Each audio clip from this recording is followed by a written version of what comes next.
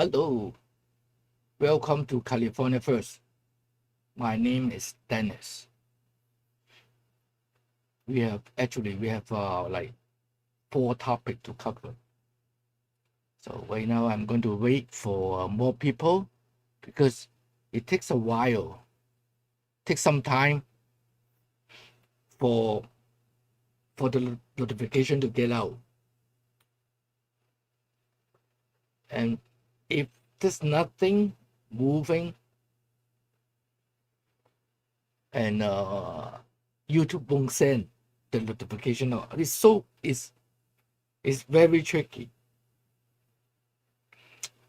So I hope I want to welcome back everyone right now, even you are not here yet. Okay.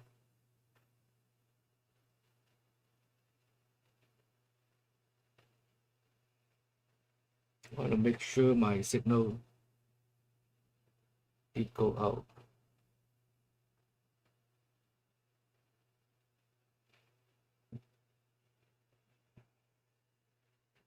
Because if you miss the first part, if you miss the first part,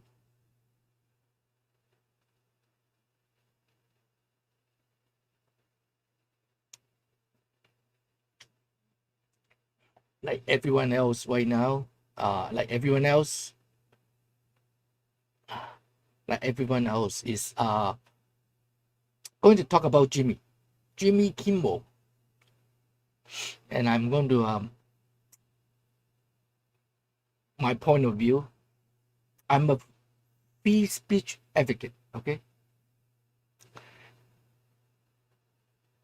as a free speech advocate perspective on Jimmy Kimmel Live. I put DEI. is the only explanation I can have is because of DEI. Look at the rating. I put the rating up there too. See? So low, 1.9. I just Googled it. Thank you. 30 right now, 34 people. Please press like and I will start. Press like and I will start. How the whole give everyone a complete story about this Jimmy Kimmel, okay?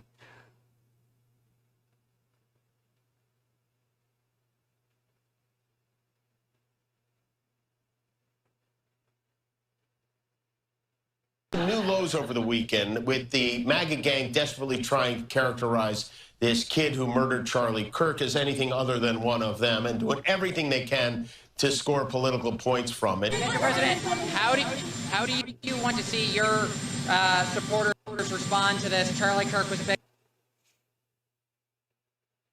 I should have my mic off, but hopefully you guys can still hear. Guys will have a little bit echo. Yeah, because I didn't turn off my microphone. That's why I said. Okay, now let me explain earlier on this part.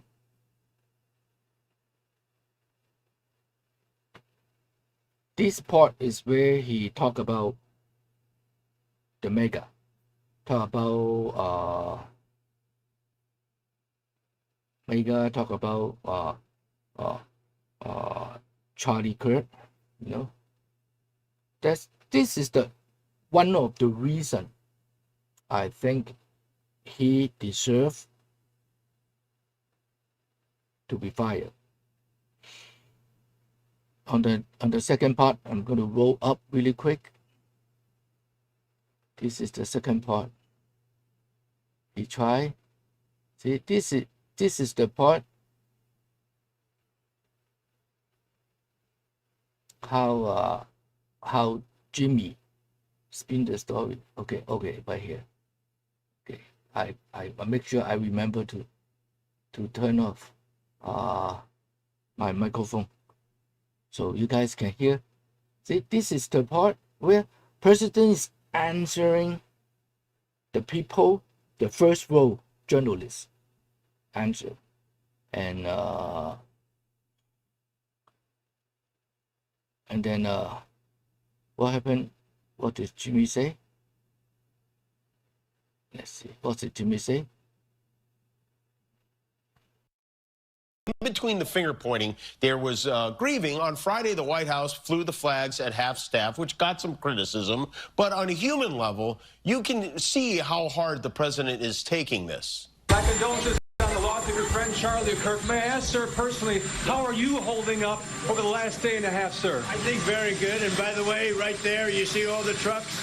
They just started construction of the new ballroom for the White House, which is something they've been trying to get, as you know, for about 150 years. And it's going to be a beauty. Yes. He's at the fourth stage of grief. Yeah, I think it's all planned out. All planned out.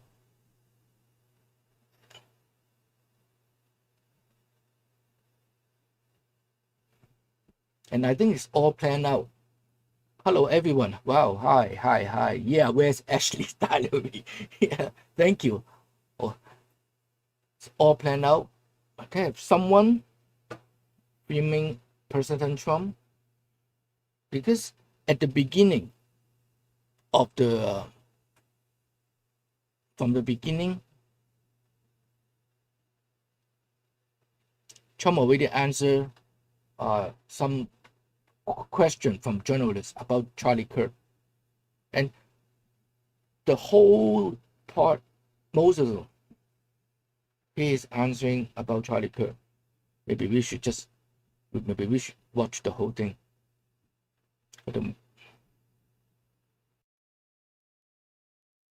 New lows over the weekend with the MAGA gang desperately trying to characterize this kid who murdered Charlie Kirk as anything other than one of them and doing everything they can to score political points from it. Mr. President, how do you want to see your supporters respond to this? Charlie Kirk was a big advocate of nonviolence and free speech on campus. How do you want your supporters to respond, sir? I think that way. He was an advocate of nonviolence. That's the way I'd like to see people respond. Did you speak with his family? Say it? Did you speak with his family this I afternoon? did. I spoke to Erica, his wife, and we had a long talk, and she's devastated.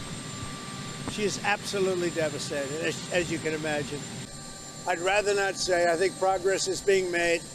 He's an animal, total animal. And hopefully they'll have him and they'll get him. What he did is disgraceful. Charlie Kirk was a great person, a great man, great in every way, especially with youth.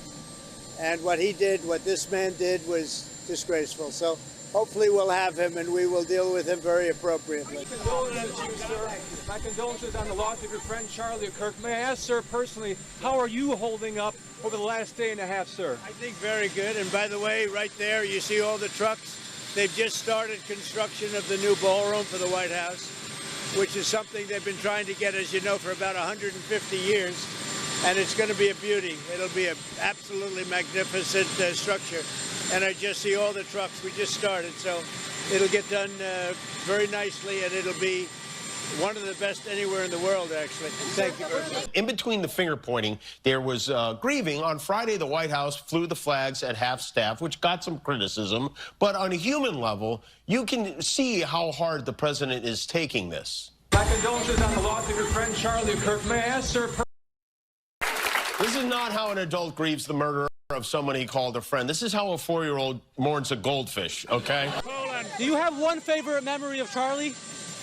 Many favorite memories. He was just a great guy. I've never seen a person that was a little bit older get along so well with youth. He got along with young people. I've never seen anything like it, and he really helped me a lot. I did very well, as you know, with young people, and he was a big factor. How are you, all right? I'm well, thanks. How are you? Are you going to go to Charlie Kirk's funeral, sir? I will be. You will. Do you know when that will be? I believe it's in Arizona, and they've asked me to go, and I think I have an obligation to do that. Do you know when that will be? I'm hearing I hear next weekend. After your trip? I'm hearing next weekend. Are you frustrated that they have not caught the perpetrator yet? Well, I hear they're making great strides, Maggie. I hear they're making great strides. You know, they have pictures and some other things, and they found the weapon, big factor. So they're very talented people. Let's see what happens. Mr. President, Certainly, we hope we can do it soon. do you have a reaction? Yes. What is your message to other conservative influencers, podcasters, TV hosts, that they might be targeted by some of these radical groups? Well, we have to be brave in life. You know, in all fairness, we have a life and we have to be brave. I probably shouldn't be out here talking to you, in all fairness, but we will be brave. And we have a great country. We have radical left lunatics out there, and we just have to beat the hell out of them. Charlie was my boss. She works for Charlie Kirk. She's Turning Point USA. Charlie Kirk was my boss, and we're absolutely devastated. So I'm wondering if you have a message for our Turning Point USA family. It's a great family. They're great friends of mine. He was, I would say, nobody stronger for me than Charlie Kirk. This is a devastating moment for the country. And as you know, I'm giving him the Presidential Medal of Freedom, which is the biggest award outside of the Congressional Medal of Honor. That's the civilian version of the Congressional Medal of Honor, and he deserves it, and I look forward to it. I'll be going to his Do you funeral. have a favorite moment? Do you have a favorite moment with Charlie Kirk? The overall person, the persona of Charlie Kirk. I mean, he was unbelievable, especially with youth. Now, he was a young guy, but older than the people he was even catering to. I've never seen anybody have such an impact on young people. What was going through your mind today at delivering the speech at the Pentagon? What was going through your mind? I felt so sad. Charlie was on my mind, even though the speech was initially about Charlie, and then we went on to, September 11th. But more than anything else, Charlie was on my mind. It's very fresh and a very horrible thing. He was a great man. Mr. President, are you planning to... What is your message to the millions of... What's your message to the millions of young Americans who feel like their voice, their political voice, was snuffed out in a group? Just hang in there. And I think Turning Point, I spoke with Erica, wife, and they have great people in Turning Point, and I think they're going to carry it forward. And they're going to make Charlie very proud, looking down on us all. But he was incredible. He really helped me with the election, too. We won youth. We did great with young people, which really doesn't happen very often with Republican candidates. You take a look at Mitt Romney and some of these others, they did so badly, and I did so well, and Charlie was a big factor. Thank you all. Are you planning to go to UN General Assembly? Last week. New lows over the weekend with the MAGA gang characterize this kid who murdered Charlie Kirk as anything other than everything they can to score political points from.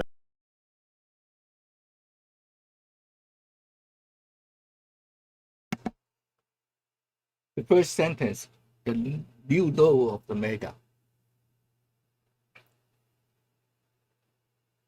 This is enough for mega to shoot ABC. And if you can remember, on January 8th, the episode, January 8, 2024, Aaron Rodgers was still at Green Bay when Aaron Rodgers was talking about Epstein file, talking about Jimmy Kimmel was in Epstein file, and Jimmy Kimmel was mad, and he started doing like 10 minutes of monologue to return fire. We will call return fire. Against Aaron Rodgers. People doesn't remember that. Jimmy Kimmel is such an asshole, okay? Let me refresh your mind.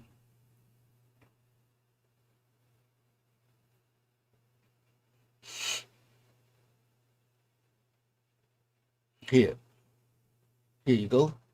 Let me turn off my mic. Someone is Donald Trump. Even a person who lies from the minute he wakes up until the minute he's smearing orange makeup on his My Pillow at night. Even he deserves that consideration. And we give it to them because the truth still matters. And when I do get something wrong, which happens on rare occasions, you know what I do? I apologize for it, which is what Aaron Rodgers should do, which is what a decent person would do, but I bet he won't. If he does, you know what I'll do? I'll accept his apology and move on. But he probably won't do that. My guess is he won't apologize. I hope I'm wrong. That's how I think it will go. And I know you guys here in this audience, most if not all of you are on my... Well, see, I don't think he will apologize too.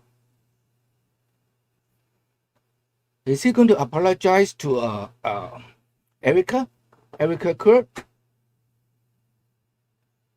I don't think he will apologize. So we'll see, okay? This is the fact about this asshole. How can people clap? How can people laugh? Okay, I don't think it's the real laugh. Sometimes, you know, if you have been those shows, they will hold up the sign, tell people to clap, tell people to laugh, and stuff like that, you know. So that's why I never go to those kind of shows, okay? And he mocked Aaron Rodgers because Aaron Rodgers against vaccination. Okay? And because of that, he also mocked Aaron Rodgers. So now, recently, just today, the White House, President Trump has the new thing. Let me double check. The medical and scientific. See? He think he is scientific. He think he knows. Jimmy Kimmel know nothing. Okay? And you know, that's why I put this hat on. The only reason maybe he has to the putting that mega hat on Jimmy Kimmel is a sign of him repent. Okay. We mega very forgiving people. Okay. As long as he can come out, apologize, and stop mocking everything President Trump doing is wrong to him, because we have no proof he's a pedophile, okay? But one thing, he's DEI hire. The only reason, okay? He can't find a job. I don't think he can find any other job.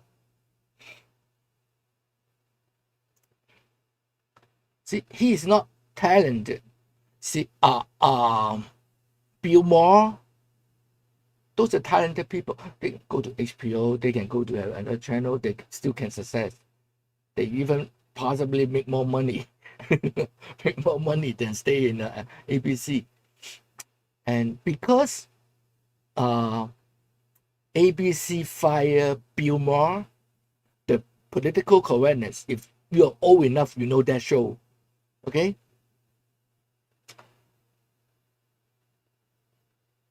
Then that's how Jimmy Kimmel get the job.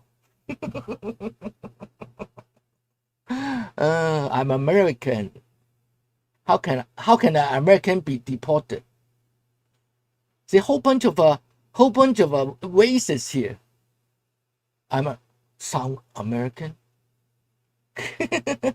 Is there such thing as sound American? Okay, only races have such term. You sound American. You don't sound American. American is American. American has as long as I have the U.S. passport, I am American. Okay.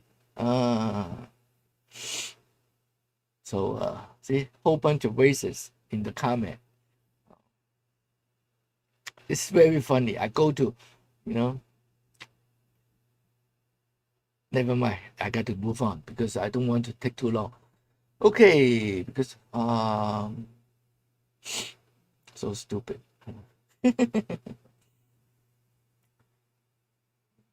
Now let's watch because this very important.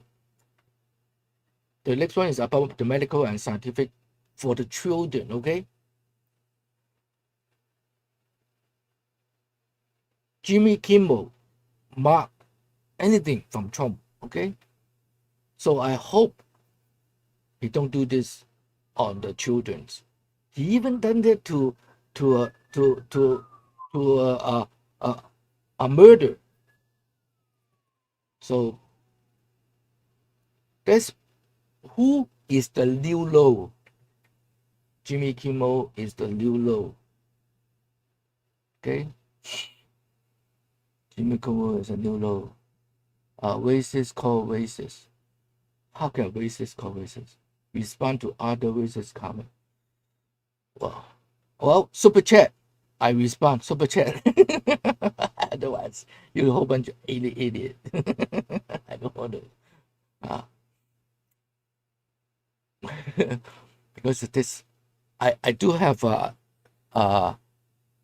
some great people here. Try to enjoy, or some great people here try to get to know deeper about what's going on. And today, President Trump is doing the, let's see, okay, yeah, right here. Getting ready, President Trump is going to talk about the President Trump, Robert Kennedy, and Dr. Oz. If you don't know them, today is the chance. I saw some Chinese name.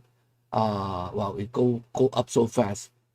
If super chat, then I can, then after you super chat $2, I can see the comment on the top.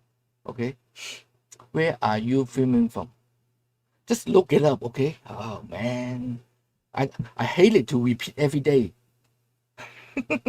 I do live stream almost every day. Okay, so just look it up.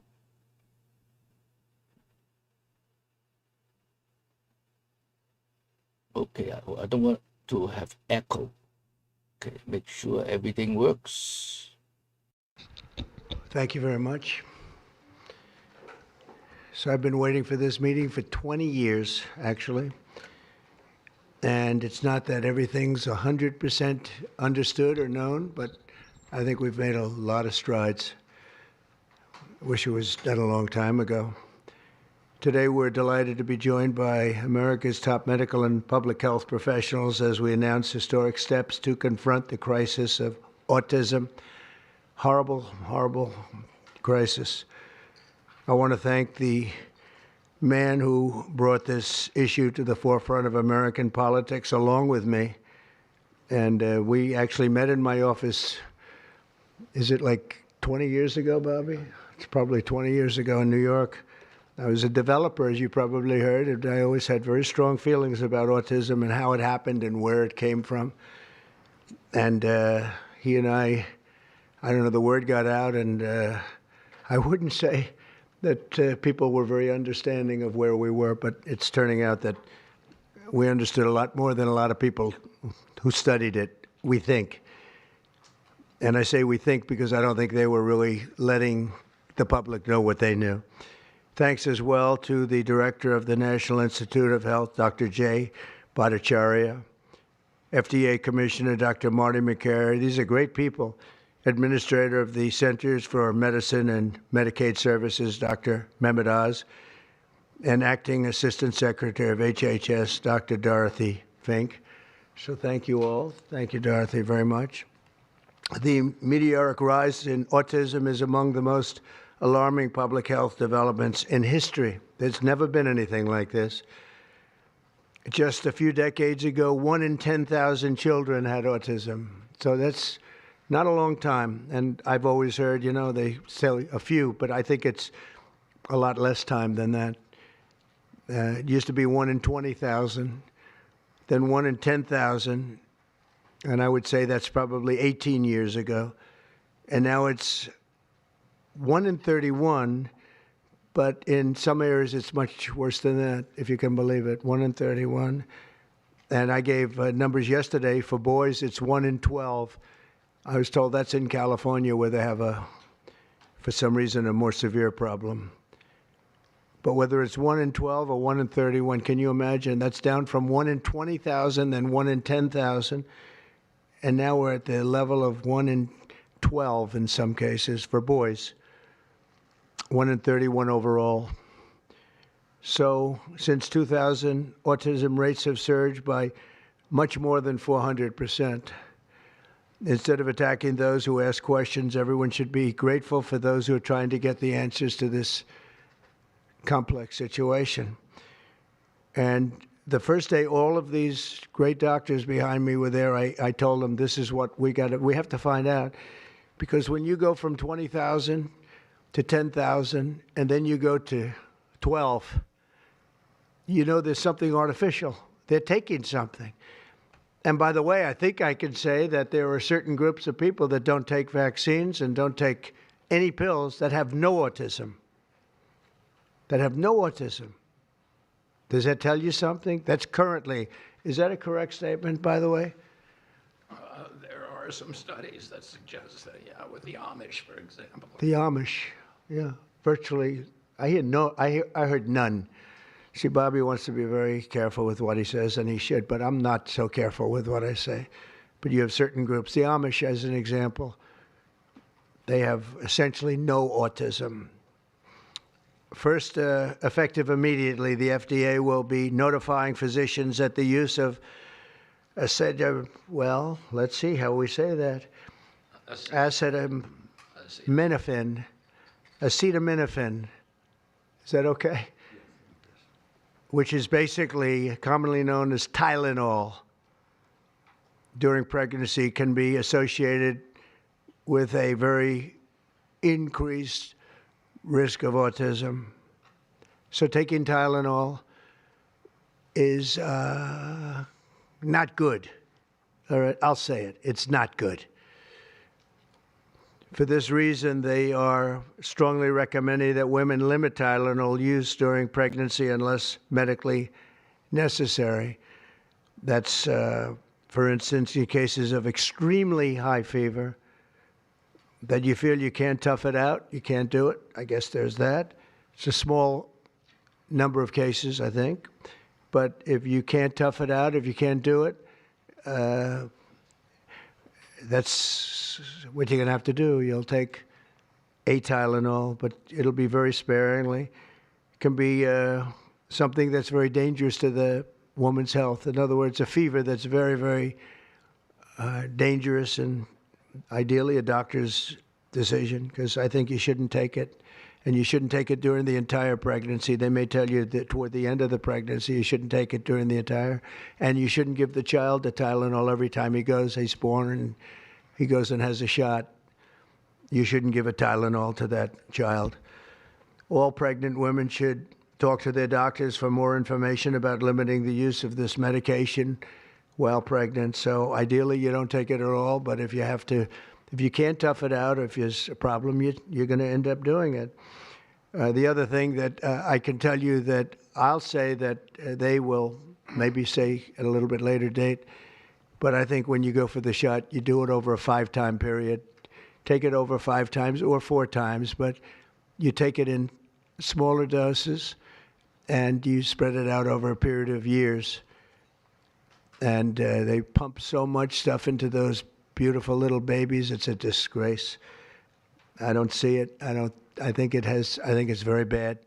They're pumping, it looks like they're pumping into a horse. You have a little child, little fragile child, and you get a vat of 80 different vaccines, I guess, 80 different blends, and they pump it in. So ideally, a woman won't take Tylenol. And on the vaccines, it would be good instead of one visit where they pump the baby, load it up with stuff, you'll do it over a period of 4 times or 5 times. I've been so into this issue for so many years just because I couldn't understand how how a thing like this could happen. And you know it's artificially induced. It's not like something that when you go from all of those, healthy babies to a point where I don't even know structurally if a country can afford it. And that's the least of the problems. To have families destroyed over this is just so terrible. I also, and we've already done this, we want no mercury in the vaccine. We want no aluminum in the vaccine. The MMR, I think, should be taken separately. This is based on what I feel, the mumps, measles, and all the three should be taken separately. And it seems to be that when you mix them, there could be a problem. So there's no downside in taking them separately. In fact, they think it's better, so let it be separate. The chicken pox is already separate, because when that got mixed in, I guess they made it four for a while, it really was bad. So they make chicken pox. Individually, they're okay. When you mix them, something maybe happens. So there's no downside in doing it. It's not like, oh, if you do it, bad things. No, it's only good side. And it may not have that much of an impact, but it may have a big impact. So let those be taken separately. And then hepatitis B is sexually transmitted. There's no reason to give a baby that's almost just born hepatitis B. So I would say wait till the baby is 12 years old and formed and take hepatitis B. And I think if you do those things, it's going to be a whole different, it's going to be a revolution in a positive sense in the country. The FDA will be updating the label of an existing drug to reflect potential benefits in reducing some autism symptoms. This gives hope to the many parents with autistic children that it may be possible to improve their lives. That's one of the things that I'm very, very happy about. I mean, this was mostly going to be on how not to have the child affected, but we've learned some pretty good things about certain elements of genius that can be given to a baby, and the baby can get better, and in some cases maybe substantially better. Not going to be easy, but be a lot easier if it didn't happen in the first place, as these great parents fully understand, right? They fully understand. I feel so terribly for, I have so many friends with autistic children. It's a tough situation. Finally, to help reach the ultimate goal of ending the autism fever, the NIH will be announcing 13 major grant awards from the Autism Data Science Initiatives. And to be honest with you, to me, that's the least important. It's not even a money thing at this point. There's so much money, but they have to do, and they have to move quickly. When the alternative is that nothing bad can happen, let's do it now. I was just saying to Bobby and the group, let's do it now. Nothing bad can happen. It can only good happen. But with Tylenol, don't take it. Don't take it. And if you can't live, if your fever is so bad, you have to take one, because there's no alternative to that. Sadly, first question, what can you take instead? It's actually, there's not an alternative to that. And as you know, other of the medicines are absolutely proven bad. I mean, they've been proven bad with the aspirins and the Advils and others, right? And they've been proven bad. So I'd like to ask Bobby to get up to the podium and say a few words, and then Dr. Bhattacharya and Dr. McCary, Dr. Oz, Dr. Fink, followed by two incredible mothers that have experienced firsthand what this country is going through, what parts of the world are going through. And I will say there are parts of the world that don't take Tylenol. I mean, there's a rumor, and I don't know if it's so or not, that Cuba, they don't have Tylenol because they don't have the money for Tylenol, and they have virtually no autism, okay? Tell me about that one. And there are other parts of the world where they don't have Tylenol, where they don't have autism. That tells you a lot.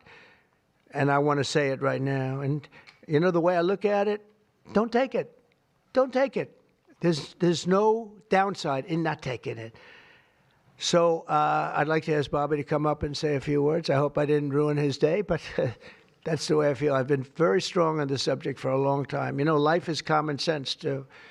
And there's a lot of common sense in this, and I wish things like this were brought up. And this group has worked so hard on it, but I'd like to be a little bit more, a little speedier in the process of a recommendation, because there's no harm in going quicker. There's absolutely no harm. At worst, there's no harm. Thank you very much. Bobby, please. Thank you, Mr. President. To meet the President's challenge, I ordered HHS to launch an unprecedented all-agency effort to identify all causes of autism, including toxic and pharmaceutical exposures. At President Trump's urging, NIH, FDA, CDC, and CMS are turning over every stone to identify the etiology of the autism epidemic and how patients and parents can prevent and reverse this alarming trend. We have broken down the traditional silos that have long separated these agencies, and we have fast-tracked research and guidance. Historically, NIH has focused almost solely on politically safe and entirely fruitless research about the genetic drivers of autism. And that would be like studying the genetic drivers of lung cancer without looking at cigarettes. And that's what NIH has been doing for 20 years. As a result, we don't have an answer to this critical question, despite the cataclysmic impact of the epidemic on our nation's children. We are now replacing the institutional culture of politicized science and corruption with evidence-based medicine. NIH research teams are currently testing multiple hypotheses with no area off limits. We promise transparency as we uncover the potential causes and treatments, and we will notify the public regularly of our progress. Today, we are announcing two important findings from our autism work that are vital for parents to know as they make these decisions. First, HHS will act on acetaminophen. The FDA is responding to clinical and laboratory studies that suggest a potential association between acetaminophen use during pregnancy and adverse neurodevelopmental outcomes, including later diagnosis for ADHD and autism. Scientists have proposed biological mechanisms linking prenatal acetaminophen exposure to altered brain development. We have also evaluated the contrary studies that show no association. Today, the FDA will issue a physician's notice about the risk of acetaminophen during pregnancy and begin the process to initiate a safety label change. HHS will launch a nationwide public service campaign to inform families and protect public health. FDA also recognized that acetaminophen is often the only tool for fevers and pain in pregnancy, as other alternatives have well-documented adverse effects. HHS wants, therefore, to encourage clinicians to exercise their best judgment in the use of acetaminophen for fevers and pain in pregnancy by prescribing the lowest effective dose for the shortest necessary duration and only when treatment is required. Furthermore, thanks to the politicization of science, the safety of acetaminophen against the risk of neurodevelopmental disorders in young children has never been validated. Prudent medicine, therefore, suggests caution in acetaminophen use by young children, especially since strong evidence also has associated it with liver toxicity. Some studies have also found the use of acetaminophen in children can potentially prolong viral illnesses. FDA will drive new research to safeguard mothers, children, and families. In addition to a possible acetaminophen connection to autism for pregnant women, infants, and toddlers, our research has revealed that folate deficiency in a child's brain can lead to autism. We have also identified an exciting therapy that may benefit large numbers of children who suffer from autism. Peer-reviewed literature has documented that up to 60% of folate-deficient children with ASD can have improved verbal communications if given leucovorin. I have instructed NIH, FDA, and CMS to help doctors treat children appropriately. Jay will help tell that story, which started with sound science, the kind that restores faith in government. This announcement also represents a historic collaboration between NIH, FDA, CDC, and CMS. We expect this to be the first of many announcements over the coming years that deliver actionable information to parents on underlying cause of autism and the potential paths for prevention and reversal. Finally, autism is a complex disorder with multifactorial etiology. We are continuing to investigate a multiplicity of potential causes with no areas of taboo. One area that we are closely examining, as the President mentioned, is vaccines. Some 40 to 70% of mothers who have children with autism believe that their child was injured by a vaccine. President Trump believes that we should be listening to these mothers instead of gaslighting and marginalizing them like prior administrations. Some of our friends like to say that we should believe all women. But some of these same people have been silencing and demonizing these mothers for 3 decades because research on the potential link between autism and vaccines has been actively suppressed in the past. It will take time for an honest look at this topic by scientists. But I want to reassure the people in the autism community that we will be uncompromising and relentless in our search for answers. We will perform the studies that should have been performed 25 years ago. Whatever the answer is, we will tell you what we find.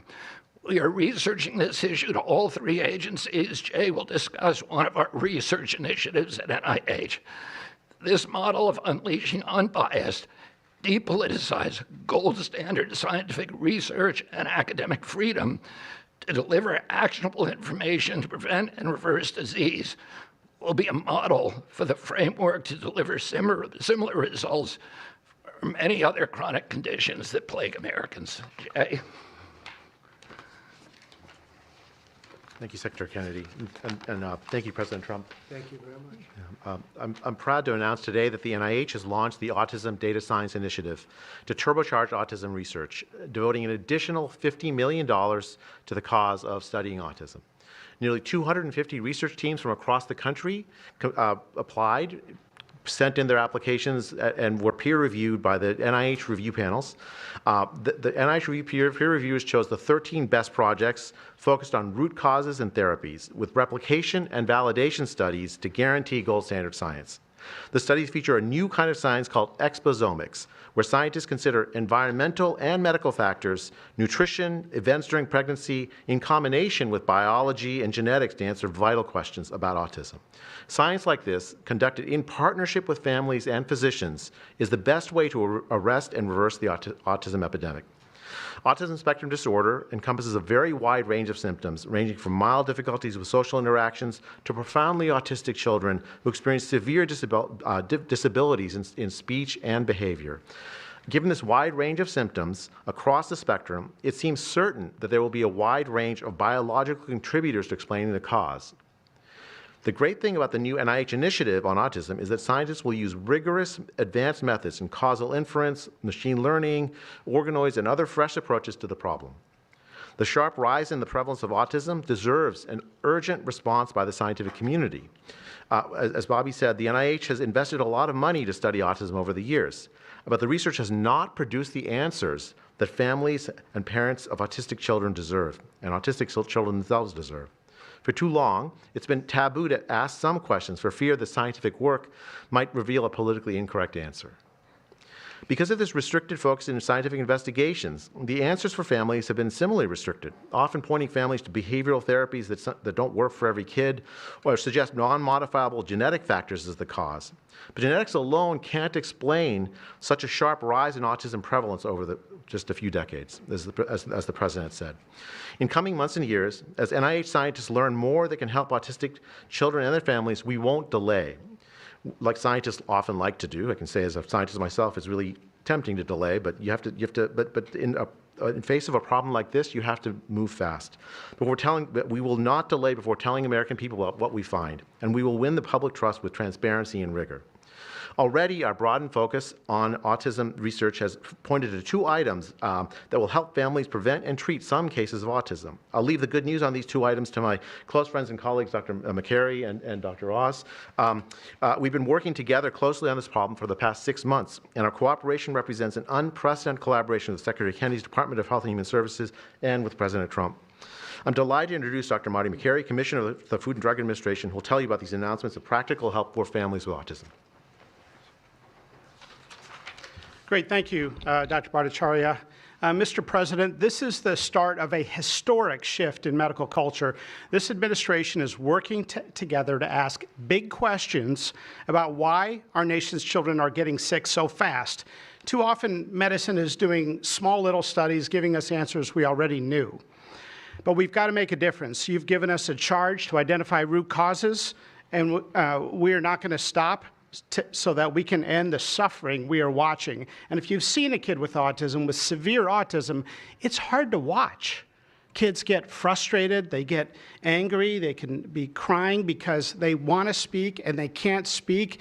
It's hard to watch, and it may be entirely preventable. For an epidemiologist, that child is an expanding statistic. But for a child, it can be brutal to have autism. Today, the FDA is taking action to update the label on acetaminophen and sending a letter to all U.S. doctors letting them know about the risks in pregnancy.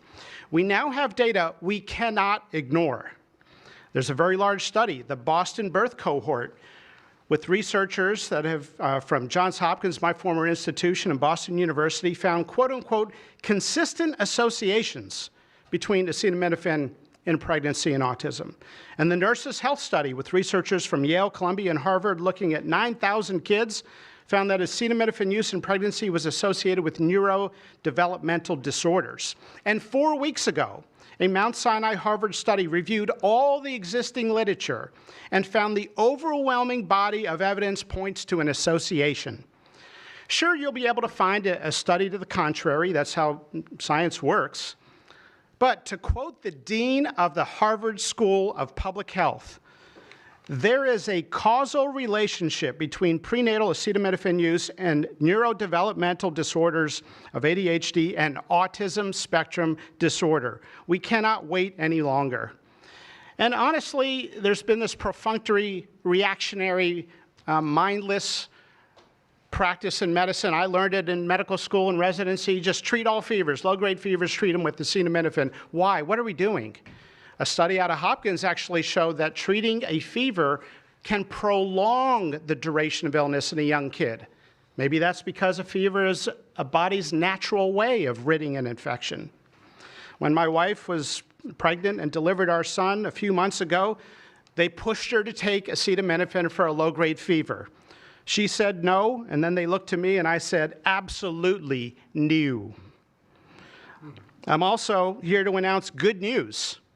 Today, the FDA is filing a Federal Register notice to change the label on an exciting treatment called prescription leucovorin so that it can be available to children with autism. You know, autism may also be due to an autoimmune reaction to a folate receptor on the brain, not allowing that important vitamin to get into the brain cells.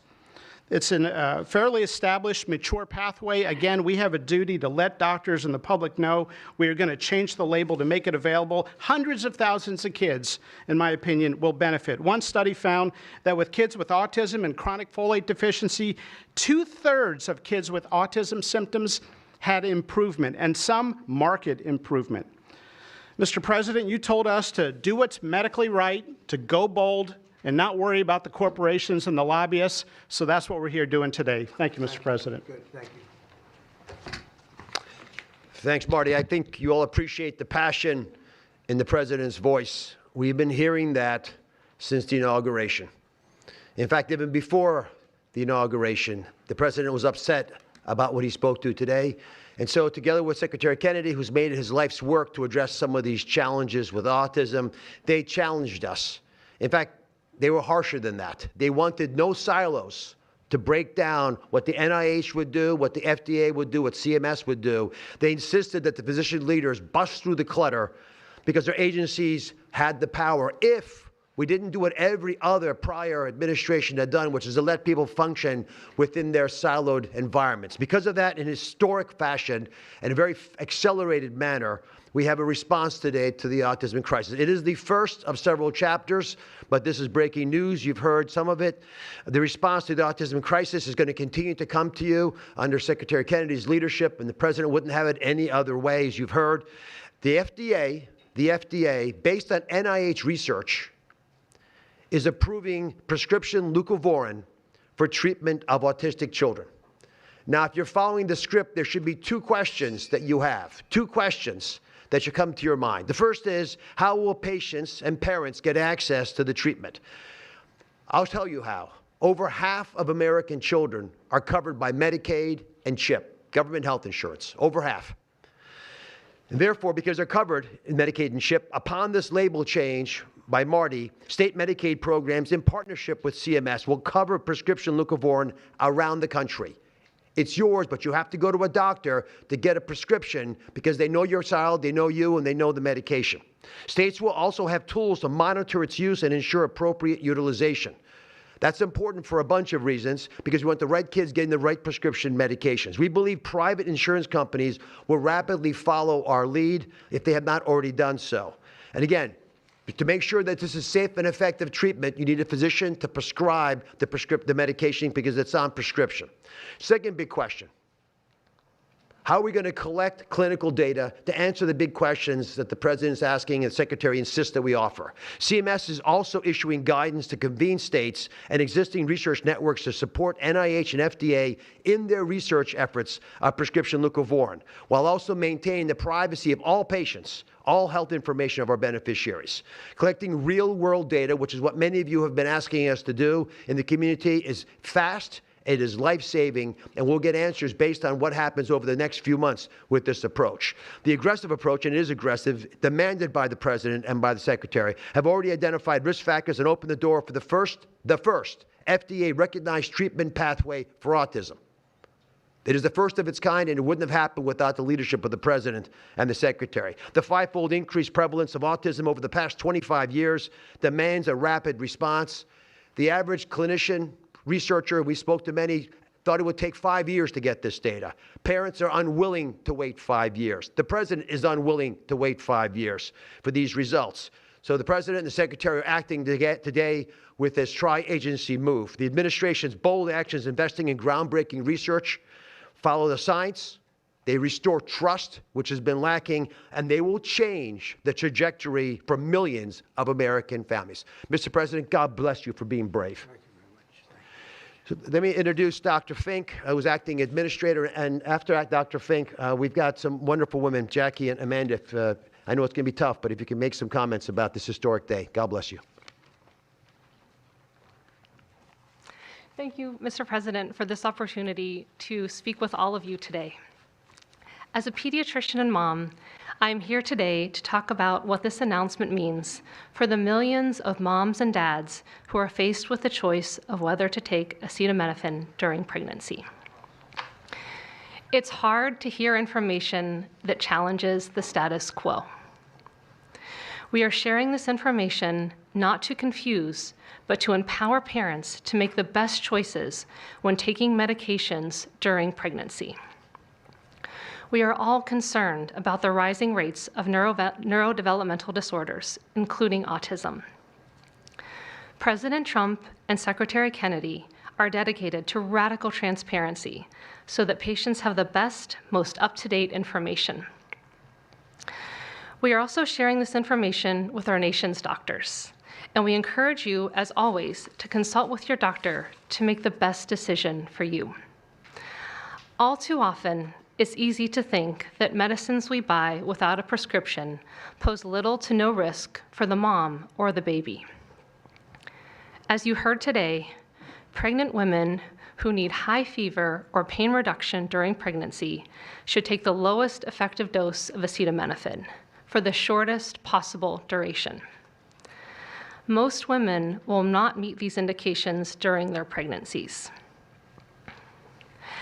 I am encouraged by these developments today because it is another example of our commitment to the American people to leave no stone unturned in improving the health of our nation's children. Next, I'm going to turn it over to some incredible mothers who are going to share more about their stories, and we're so grateful to have you here today.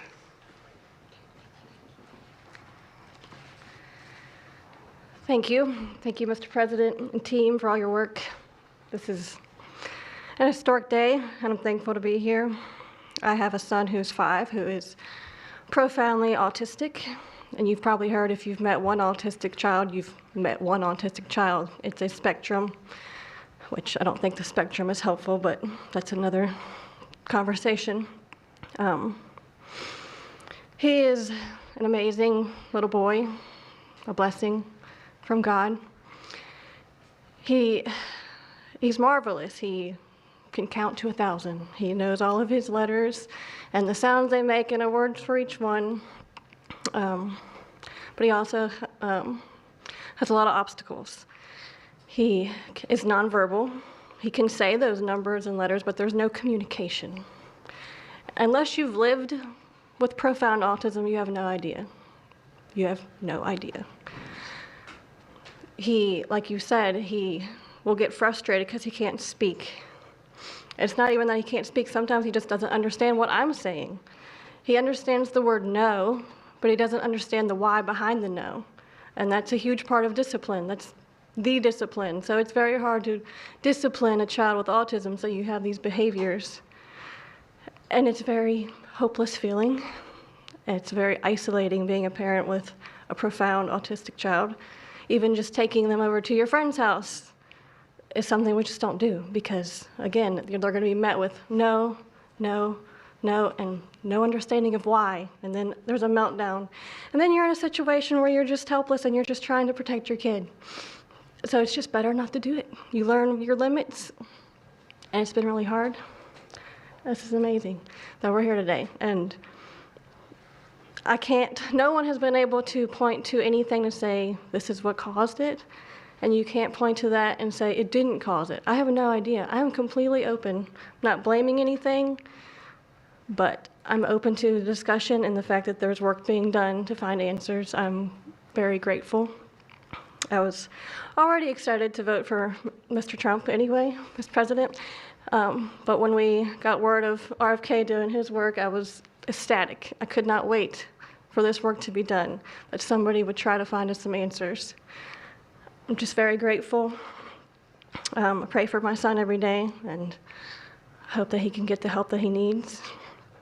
And just thank you. Thank you. Thank you very much. Thank you, Donna. You take care of yourself.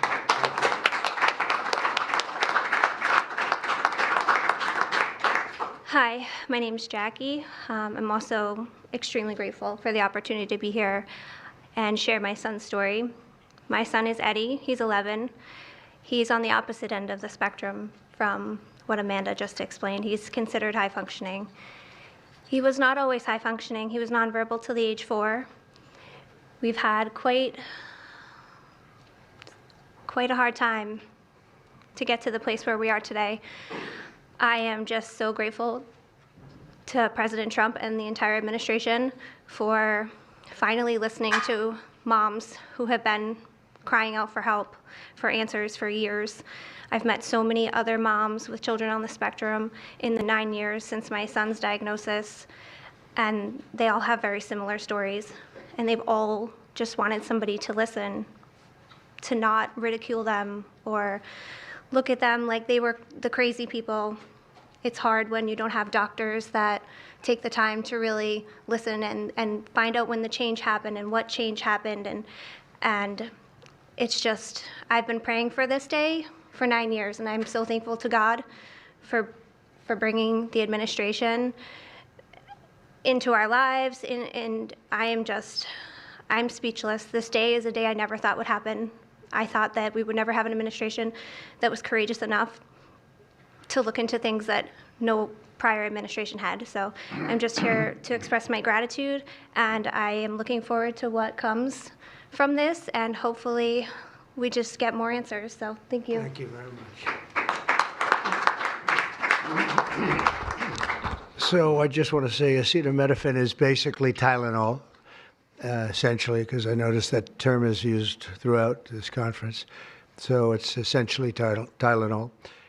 And I just recommend strongly that you don't use Tylenol unless it's absolutely necessary. I understand it's maybe 10% of the women that are pregnant are, would perhaps be forced to use it. And that would mean you just can't tough it out. No matter what you do, you can't tough it out. So that's up to you and your doctor.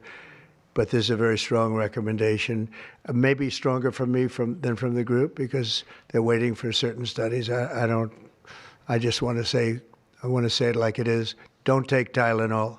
Don't take it. If you just can't, I mean, it's just fight like hell not to take it. There may be a point where you have to, and that you have to work out with yourself. So don't take Tylenol. Other things that we recommend, or certainly I do anyway, is, and it's so important to me to see the doctor 4 times or 5 times for a vaccine. Don't let them pump your baby up with the largest pile of stuff you've ever seen in your life going into the delicate little body of a baby. Even if it's 2 years, 3 years, 4 years, you just break it up into, I would say 5, but let's say 4 visits to the doctor instead of 1. And certain things I think you should do. We've already taken out and are in the process of taking out mercury and aluminum now. You know what mercury is. You know what aluminum is. Who the hell wants that pumped into a body? And there were rumors about both of them for a long time. But we're having them taken out. We're having them taken out of the vaccines. Hepatitis B, again, that's sexually transmitted. And we think you should wait. I think you should wait till 12. I'm just making these statements from me. I'm not making them from these doctors, because when they talk about, different results, different studies, I talk about a lot of common sense. And they have that too. They have that too, a lot. But I recommend the hepatitis B. Take it at 12. Sexually transmitted. You don't have to give it to the baby when the baby's 2 years old. And there are a lot of theories on that, but not when they're 12. Doesn't seem to be a problem at all. The MMR and the chickenpox. Chickenpox has already been broken out. It's a singular shot. But the MMR is not. And I've heard for years that there's a problem with it. But they say that there's no problem if you do each shot separately, not put together. So an MMR, go out and do it separately. Don't take Tylenol. Don't give Tylenol to the baby after the baby's born. Every time the baby gets a shot, the baby gets a shot. They say, here, take a cup of Tylenol. I've heard that for years. Take Tylenol. Don't take Tylenol. Don't have your baby take Tylenol. Now, Tylenol is fine for people that aren't pregnant, that aren't in the situation that we're talking about. One very specific situation. If you're pregnant, don't take Tylenol. When you have your baby, don't give your baby Tylenol at all, unless it's absolutely necessary. Don't do it. Break up your visits to the doctors. Break them up. Do it in 5 if you can. Now, it's inconvenient. It's inconvenient. Oh, you have to go back another year later. You're going to go back each year for 4 years, 5 years, 3 years. Just break it up. Break it up, because it's too much liquid. Too many different things are going into that baby at too big a number. The size of this thing, when you look at it, it's like 80 different vaccines and beyond vaccines, and 80. And you give that to a little kid. I mean, I can tell you that I had a woman who worked for me, a beautiful, wonderful woman, worked in Trump Tower, and she had the most perfect child. Beautiful, just perfect. And I remember this little blonde-haired boy running around the lobby of Trump Tower, so healthy and so vibrant. And I said, that's great. One day I came in and she was crying, her eyes out, behind the counter. She worked at the front desk. She was crying her eyes out. I've never, as much as I've ever seen anyone distraught, she was. I said, "Are you okay? What happened?" My boy, I've lost my boy." "What does that mean, your boy?" "My boy, you know him, sir. You've seen him grow up. He was so beautiful. And I took him for a vaccine, sir. And he developed this unbelievable, I think she said 107, 108. You know, it goes well beyond when this happens. It goes up to 106, 107, 108. You know, we hear 105 and you're in trouble, but it just goes up to a level that you never hear about, but it goes up very high. And it's fried. They get fried. She said, I took him, he developed an unbelievable temperature. And I've lost him, sir. He's gone. And then I saw the boy. It was so tragic to see. That was the following day. That was the following day after the vaccine. And I've seen it 2 other times, and I think 3 other times, but 2 other times, where they go to the doctor and they get the vaccine, they get the shot. The kid is, badly hurt. Let's be nice, badly hurt. And just do it. Break it up into 5, break it up into 4, break it up into 3 if you have to, but go to the doctor 4 times instead of once, or 5 times instead of once. And for some reason, they insist that you put it all into the body, and maybe that's the drug companies that make more money that way. Maybe it's the doctors because they don't want to be, doing this so much. Maybe it's the doctors. They get maybe more money. Who the hell knows what it is? Don't do it. Get them broken into 4 or 5 visits. Do it 4 or 5. That means you have 20%, 25% what you're putting into the baby's body. It can only help. It can only help. And the other things I told you about, just the word tough it out. It's easy for me to say tough it out, but sometimes in life with a lot of other things, you have to tough it out also. Don't take Tylenol. Don't give Tylenol to the baby. When the baby's born, they throw it at you. Here, give them a couple of Tylenol. They give them a shot. They give them a vaccine. And every time they give them a vaccine, they're throwing Tylenol. And some of these babies, they're long born, and all of a sudden they're gone. And it doesn't hurt not to do it. It doesn't hurt. There's no downside. There's no downside at all. And break up MMR. Break it up. It's practically a known fact that if you break it up, you're not going to have a problem. But for years, we've been hearing how bad MMR is as a combination. And I'm very happy that you broke out chickenpox, because that was really a problem.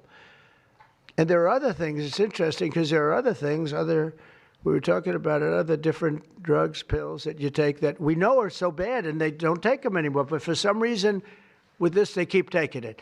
Don't take Tylenol. There's no downside. Don't take it. You'll be uncomfortable. It won't be as easy, maybe. But don't take it. If you're pregnant, don't take Tylenol. And don't give it to the baby after the baby is born. And we have more than 3 years left.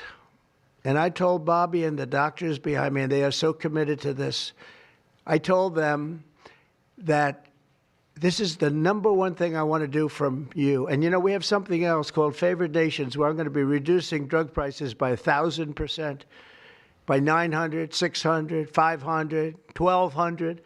We're going to be reducing drug prices at levels never seen. It's called Favored Nations. We're going to be paying what right now, we're like the garbage can for the rest of the world, and we have been for forever. We pay much higher for drugs than the rest of the world. We subsidize the rest of the world. We're not doing that anymore. And that's a big thing. That's a big thing. That's bigger than anything. I told the story the other night that I was so proud in my first term that for the final year, drug prices went down 0.25%. And I was so proud. I said, why? I'm the first one to do it. I think it was 28 years, they said, where drug prices went down from the beginning of the term to the end. And I was so proud. I called a news conference. I said, drug prices have gone down. First time it's happened in 28 years. You know what it was? 0.25%. I was so proud. Now we're going to have them go down from $100 a pill to $9 a pill. from $1,300 for a shot of like an Ozempic or the fat, I call it the fat pill or the fat drug. Sometimes it works, I guess, for people. The ones I've seen, it hasn't worked so well. I got a lot of friends, they're fat. They said, yeah, I lost some weight. I said, you don't look it to me. But they paid $1,300, $1,200, and they go to London and they pay $88. And they call me, they go, what's this all about? We're subsidizing the rest of the world stupidly because we have a lot of stupid people in this country running things. And how big is that? But to me, that's nothing compared to autism. I see that gorgeous boy. I have a big present for him in the back. You know, you bring him back. We're going to bring him into the Oval Office. I have the best present he's ever going to get, okay? A big one. I saved it for you, okay? Because I heard you were coming. Look how beautiful he is. So that's it. There's nothing much to say. Don't take Tylenol if you're pregnant, and don't give Tylenol to your child when he's born or she's born. Don't give it. Just don't give it. And we're going to have, I think, really, if you do all the things that I say, break it up, just break it up, break up the shots with the doctor. MMRs, as I told you, separate, separate, separate. Chickenpox already separate. You do these things. I'm telling you, I want to, when I leave office, I don't want to have, it's going to be the kind of number that we're hearing, where it's 1 in 32 or 1 in 10, because I've heard 1 in 10 also. And in California, it's really bad. I want it to be, let's get it back to maybe 1 in 10,000 or 1 in 20,000 or maybe none in 20,000. And the only way you're going to do that, because this is artificially induced. This is induced by something. You don't go from 1 in 20,000 to 1 in 10,000, then to 1 in 10. That means you're taking something and something's wrong. And I feel very certain, and I know I'll be criticized. Someday they'll look back and they'll say, well, it wasn't, but I think it will. I think we're going to have a tremendous, this is the most important thing. There's nothing more important than me.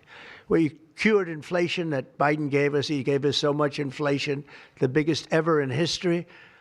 We got inflation done. We brought prices down. We gave you the largest tax cuts, all that stuff. It doesn't mean a thing compared to what we're doing today. This means everything.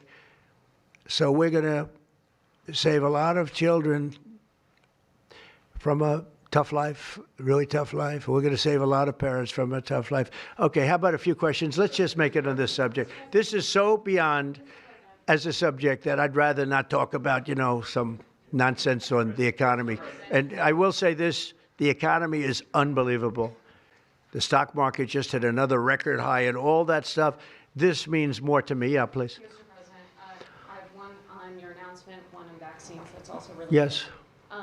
Why do you think we haven't heard more previously about the tie to autism in acetaminophen? Nobody knows. I don't know. Not only that, when you say it, you get attacked. I was saying something similar, not as strongly, because now facts are on our side. But I was saying it with Bobby 20 years ago, and I was attacked. I said, whoa, what was that all about? I had no idea. You get attacked. I don't know. The medical community, the drug companies, doctors, I don't know what it is. All I want to do, I don't care. I don't care about being attacked. It doesn't matter to me. I believe that the numbers at the end of our term or shortly thereafter could be really phenomenal. I want it to go up just like it came down to this horrible level. 1 in 10, 1 in 12. I was told 1 in 10. I was told 1 in 12. Today I heard 1 in 31 if you add the girls and the boys together. It's crazy. And it was 1 in 10,000 and 1 in 20,000. It's not even sustainable for a country. You want to know the truth. And there are other places that don't have it. And they have things in common. And that's called medical research. Yeah, please. Mr. President, I'm curious, as you look at the trend lines, how much of this is the causation of acetaminophen and how much is sort of better diagnosis, doctors, researchers having a better understanding of what is on the autism spectrum? Do you want to do that? Sure, go ahead, Ron. That's one of the canards that has been promoted by the industry for many years, that it's changed diagnostic criteria, better recognition. But there's been study after study done of that completely debunks that. One of them by the Mind Institute at UC Davis, University of California. But also it's just common sense, because you're only seeing this in people who are under 50 years of age. If it were better recognition or diagnosis, you'd see it in 70-year-old men. I've never seen this happening in people my age. I've never seen a case of full-blown autism, and that means profound autism. I want to be very careful. Head banging, stimming, toe walking, nonverbal, non-toilet trained. I've never in my life seen a 70-year-old man who looks like that. You're only seeing it in the kids. It's an epidemic.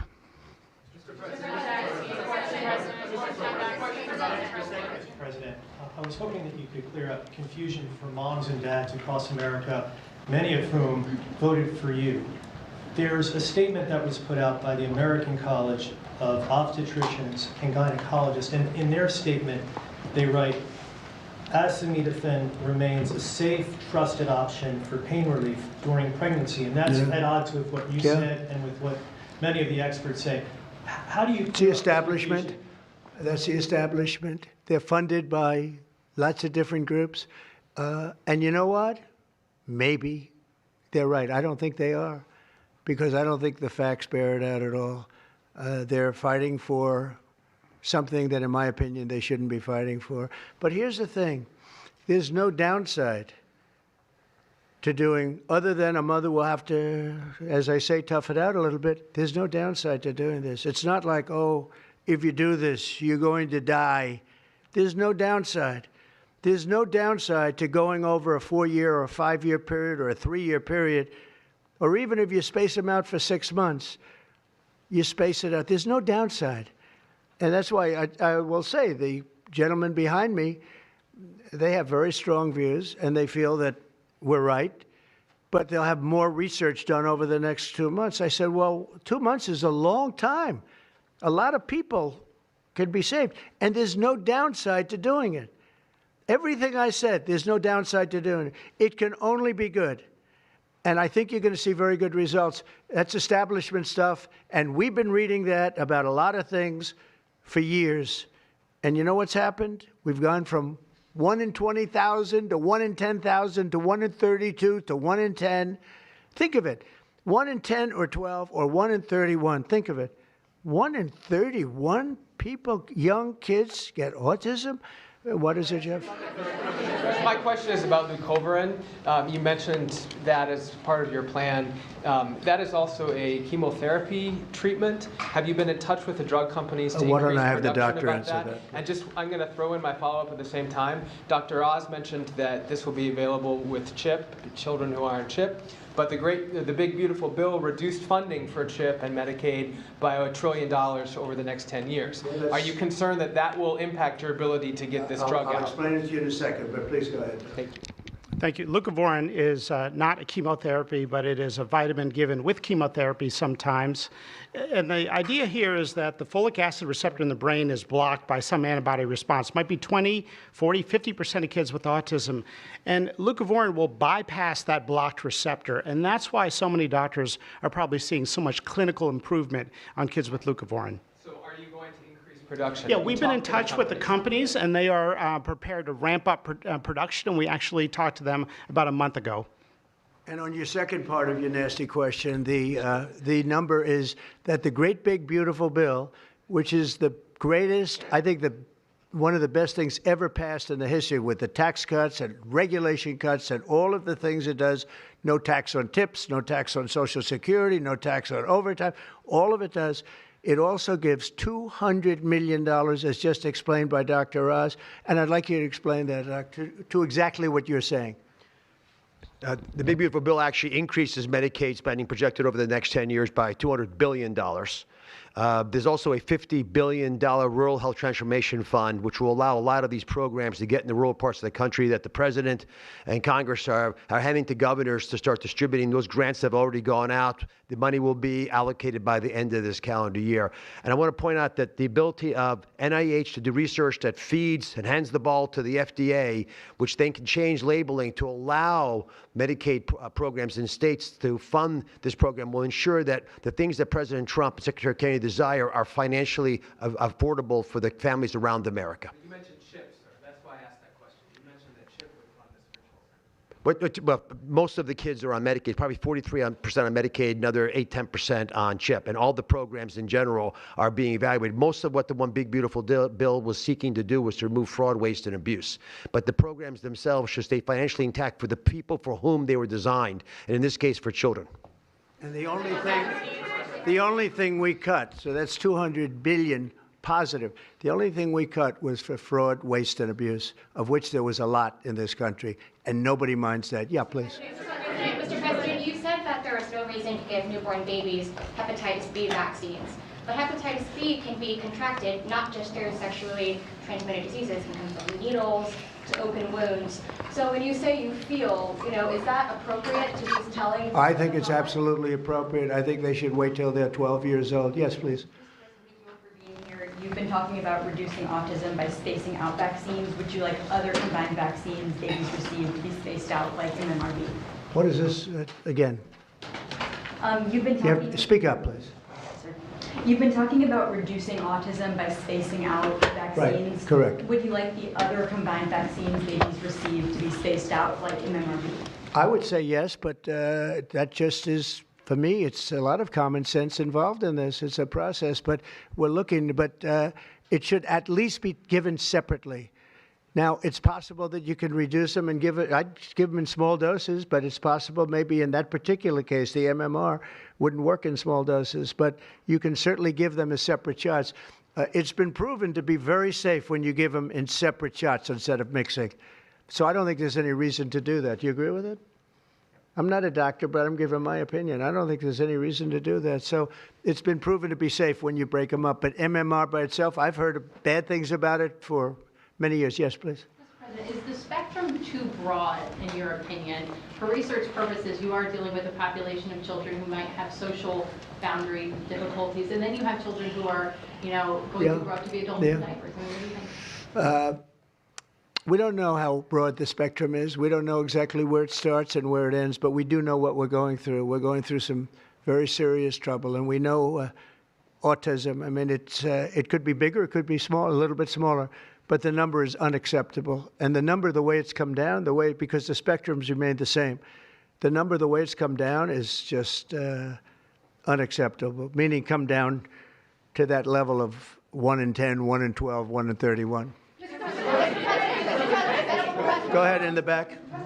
This question is more directed towards Secretary Kennedy.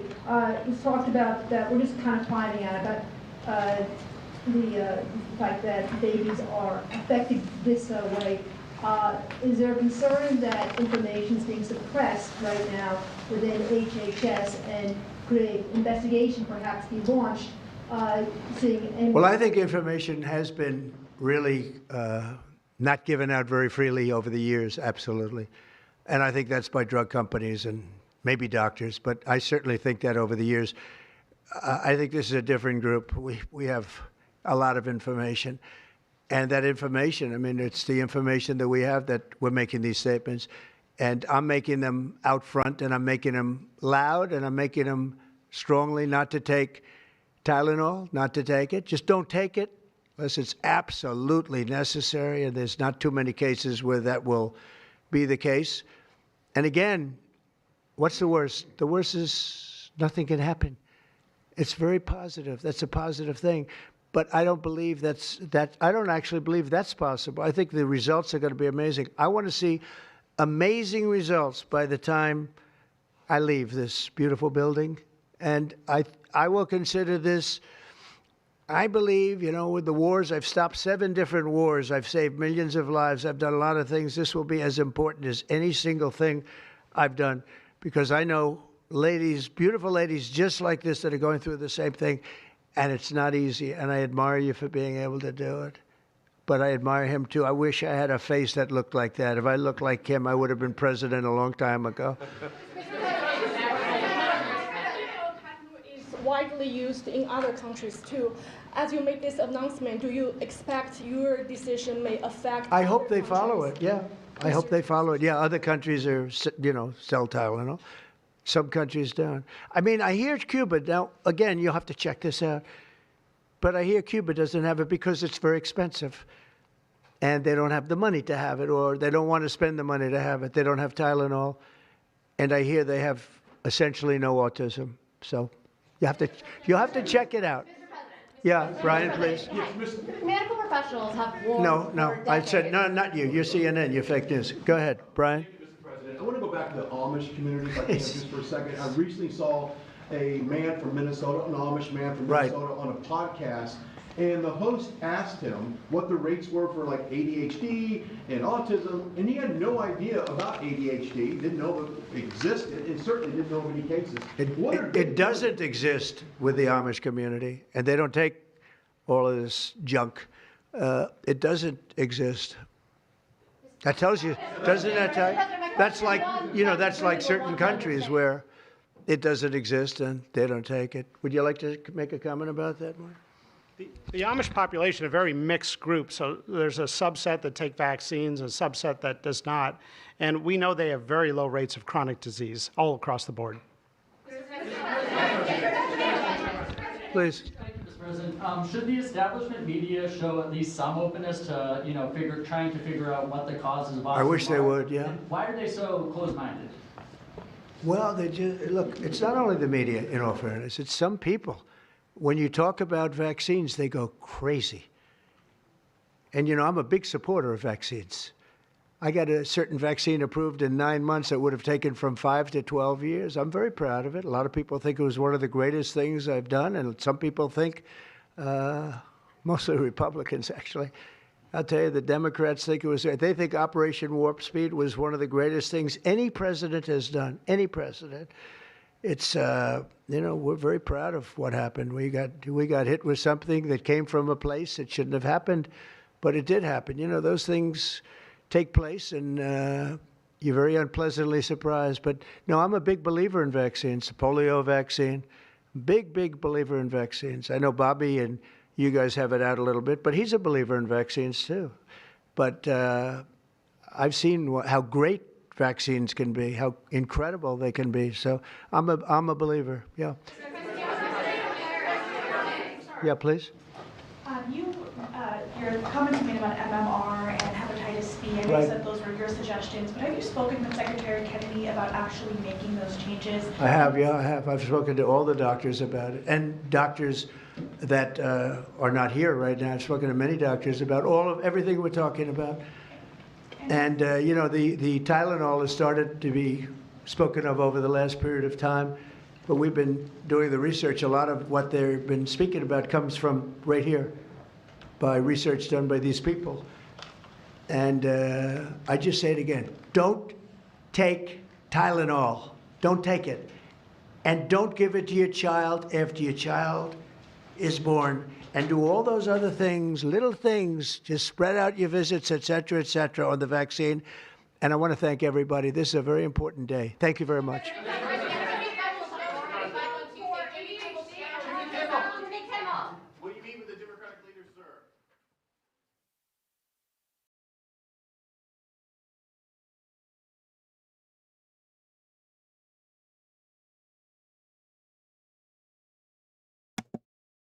Thank you for all your comment. It's very important information. People didn't know that. People have questioned about it. It's fine. It's okay. People have doubt. That's what the internet is for. Especially now we have AI. And everyone can chat GPT and find out more information themselves. They can question. I have the link on NIH link. on in the description. They even accept comment. I don't know how long it take them to answer the comment. If you have question, right now on X, they have a they have an account on X, and you can post there. Nowadays, it's much easier. You can disagree, but just don't lie, don't bullshit, because that's life. That's future generations. You fucking asshole. Just TDS. Just try to lie about it. Interrupt the research, but you have no idea. You bunch of dumb fuck. Okay? But if you have a children, or you know some, or your someone who has children with autism, then you have a right to question, to find out, to get the answer on, and straightforward. Just post on X. Let everybody sees it. People will see. People that can help other parents too. Well, speaking of the Tylenol, Trump is so against it. MMR, he's so against it. But hey, do some research, do your homework. It's your kid. It's your own kid. Of course, you want to do more research. It's not like all day, you know. You cannot find out anything. Nowadays, even internet. That's why I bring up Biden administration, okay? During the vaccine pandemic, we have questions about the vaccine. How they suspend how the Biden administration suspend our account. Simply just question. We have doubt. We have people got vaccine injured.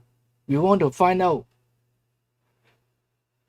Because especially, see, this is talking about autism, okay? During the pandemic, everyone has to do vaccine. Force mandate, vaccine mandate. How dumb are you guys? Still fucking around here. Motherfucker. You fucking think you are noble, okay? Fuck you, okay?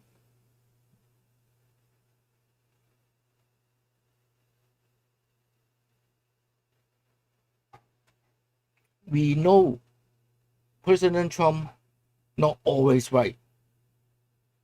He can get it wrong, especially this complicated medical stuff, you know. And you guys, whole bunch of TDS idiot, don't know anything about it. Just, you know, you don't want to trust Trump.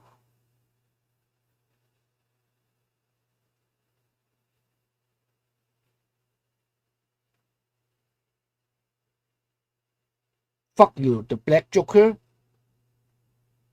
I'm American. This is my country.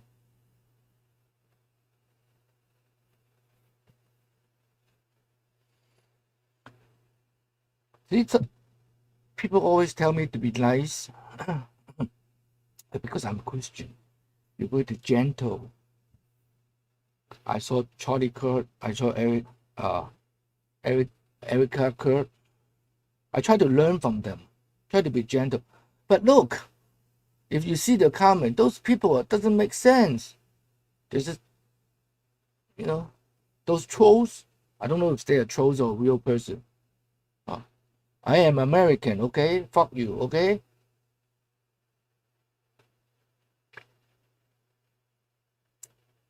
How many times I have to repeat? I am American. What? Who are you telling me I'm not American, stupid motherfucker?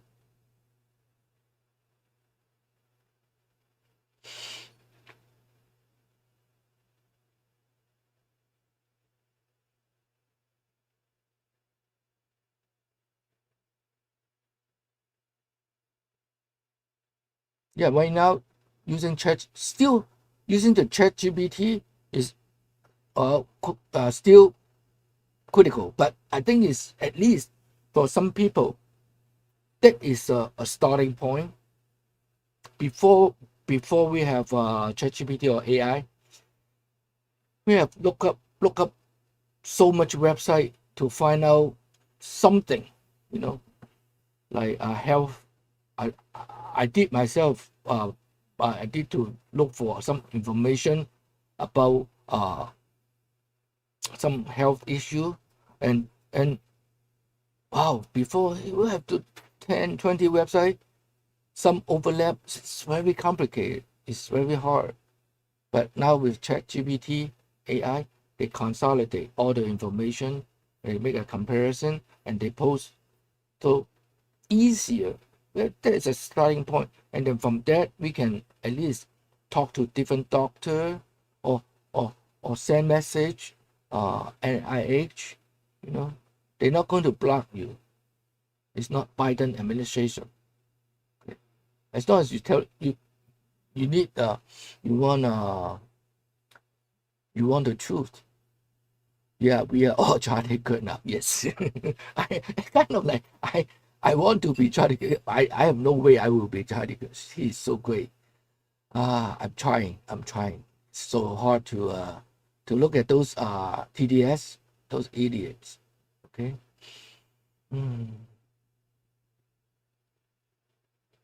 Now, people thought I'm not American. I don't know. They just racist. We have a lot of TDS racists here, and they just looking at my skin color and listening to my Chinglish, and they think I'm not American. I have right to vote. That makes me American. Okay? Agree? Okay? So okay. So now right now. Okay, let me put back the under the. Maybe I should do a quick video on this one.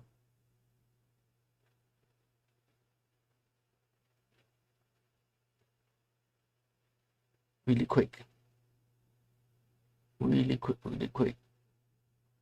I have the description on the bottom too about the vote no on Prop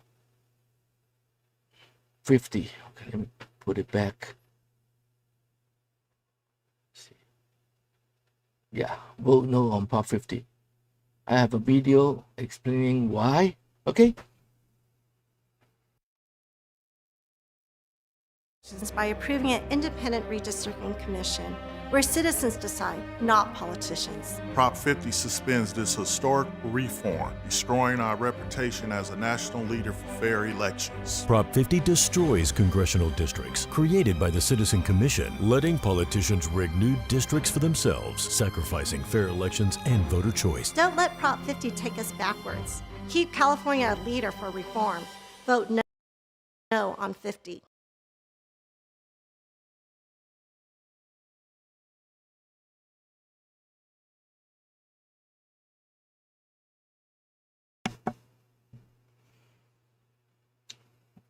So we have Newsom try to do a redistrict, unlawful, unconstitutional redistrict in California. So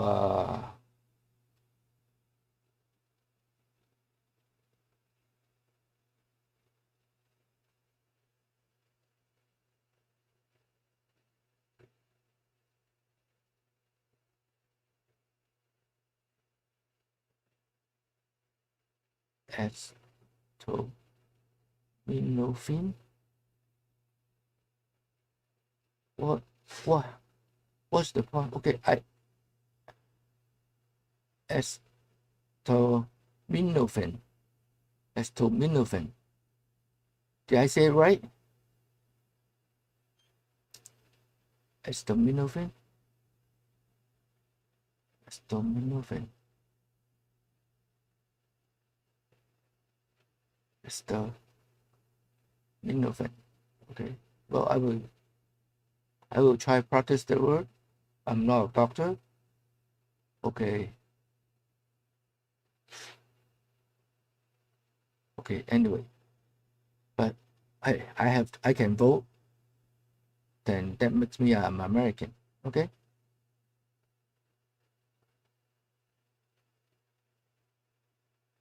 Oh, okay. Loose Weaver, DEI. Just make fun, you know.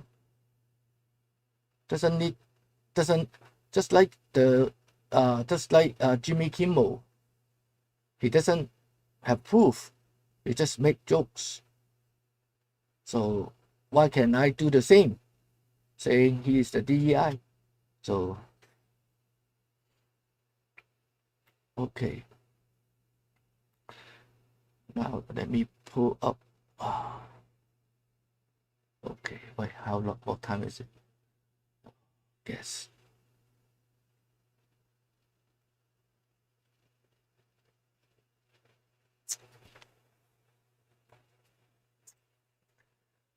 We have many candidates. Okay, let me pull up. Oh, man.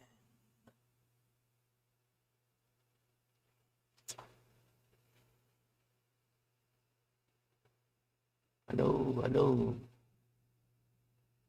Lost River. Oh yeah. Yeah, just I hope it's funny.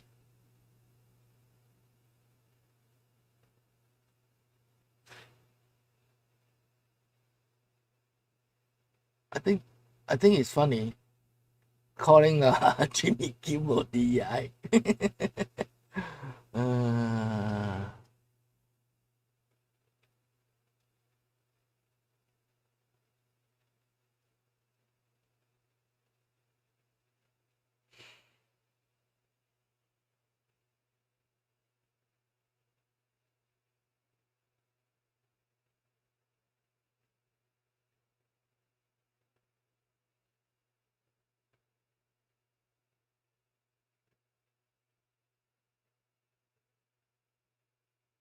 Okay, let me put this up so I can show you guys.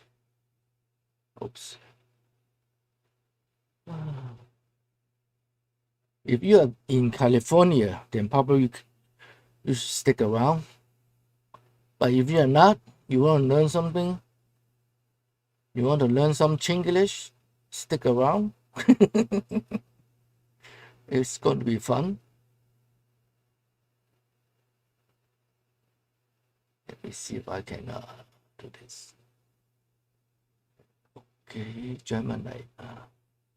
Okay, let's see if this is better. This is good enough. Okay, I'm gonna show you about we have so many candidates in California for governor. Okay, yeah, that's good. Okay.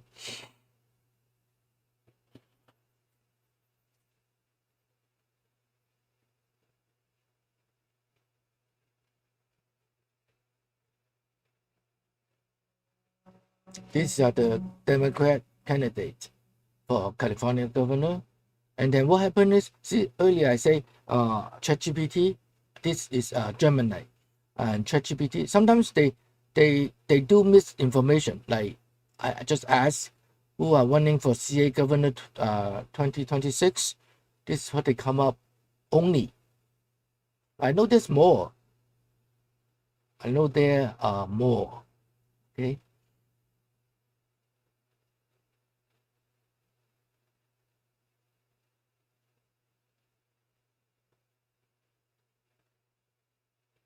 Yeah, thank you, Adam. Thank you. I did look it up about this Tylenol. It's long. Okay, maybe really quick. Learn to pronounce this before we have ChatGPT. Really quick. Just delay.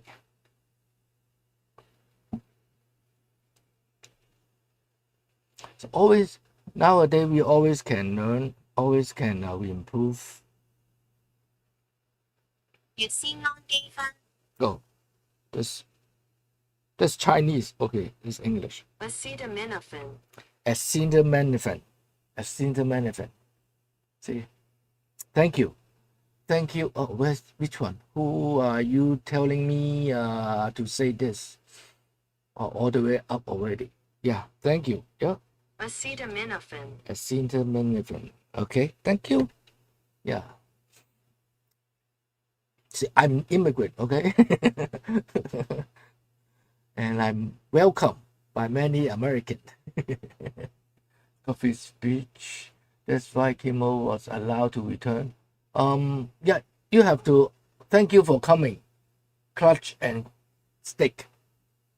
Because you just stop in, you got to roll back all the way in front at the beginning. I already talked about it. Okay.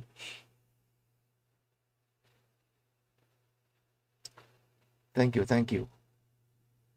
Okay, these are the ChatGPT or Gemini. Tell me, these are the candidates, Democrats and the Republican.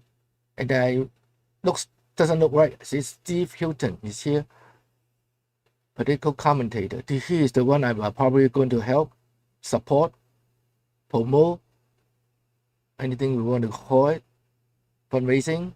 But I'm not in the team. Oh, see right here. I'm not part of their team. I'm just volunteering my time to help him. Okay, and then I find out there's a pastor, Chi Han. There's a pastor called Chi Han.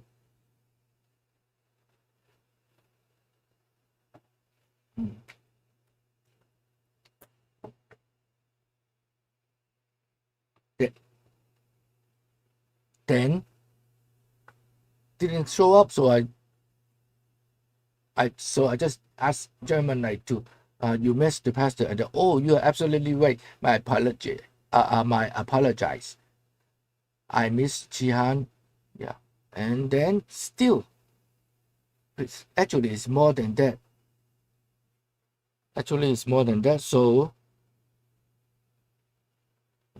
this thing is always. Thank you for stick around. 300 people, thank you, appreciate it. Yeah. Oh. Okay, here. Jimmy Kimmel for president.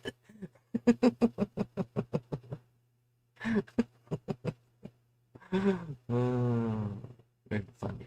I like it. Yeah. Okay, and then Democrats, and then has more candidate too. They are going to be candidate. They are running for the governor too, and the more Republican. Brandon Jones and this Daniel Mercury, my friend, and also Leo Saki, my friend. They are also. But I'm not. This guy is really good.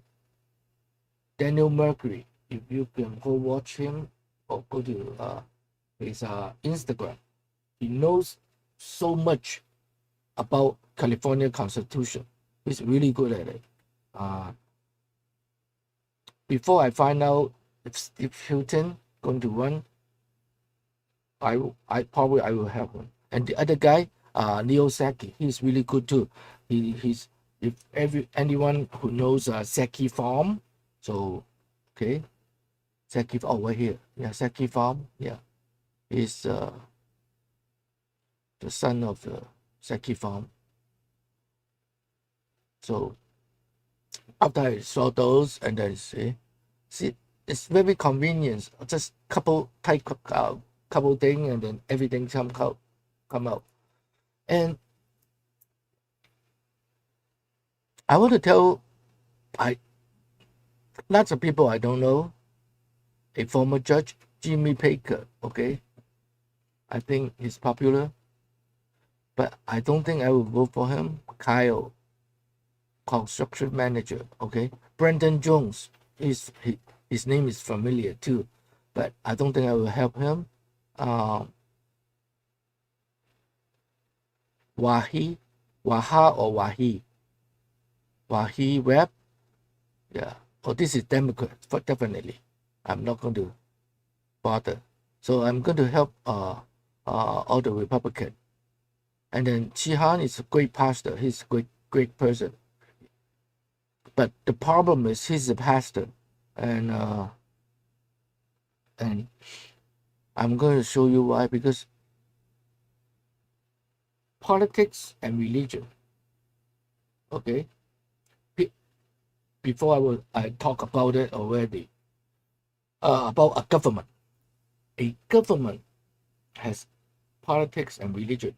Okay. Separate. We cannot have a government, no politics. We cannot have a government, no religion. But both has to be free, okay? But also, the government, there's a coin, there's the same coin with two sides. One is government, one is politics, one is religion. And then when we talk about politics, we talk about policy, we talk about result, we talk about action. And when we talk about religion, we talk about inside the heart, more intention about our heart, our thing, or also, of course, in Christianity, about God, okay? Jesus. So if we confuse, we flip it. In politics, if we talk about heart, we talk about intention. That will become CCP China. Or religion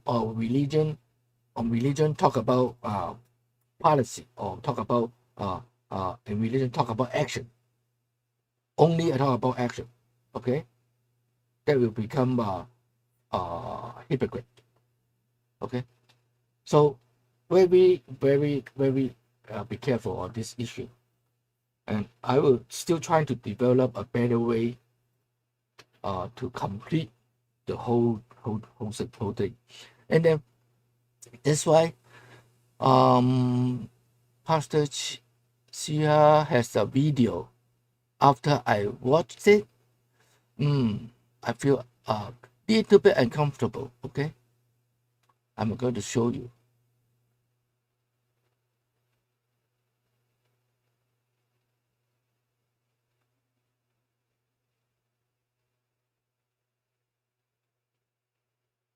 Okay, this is the Pastor Jihan.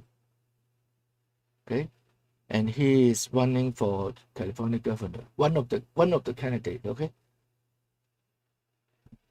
My goal is to re-evangelize California. California gave us the Jesus People movement, but we need to re-save these people because they have gone woke. They just dropped out. They're just waiting for the rapture. And we need to disciple them with the truth that will set them free and help them to be effective Christians here as Salt and Light in California. My goal is to re-evangelize California. California gave us the Jesus People movement, but we need to re-save these people because they have gone woke. They just dropped out. They're just waiting for the rapture. And we need to disciple them with the truth that will set them free and help them to be effective Christians here as Salt and Light in California. My goal is to re-evangelize California.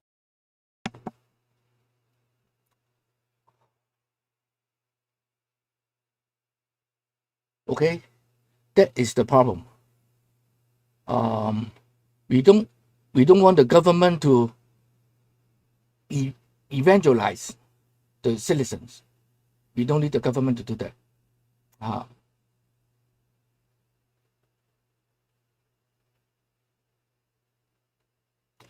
The government has its jobs.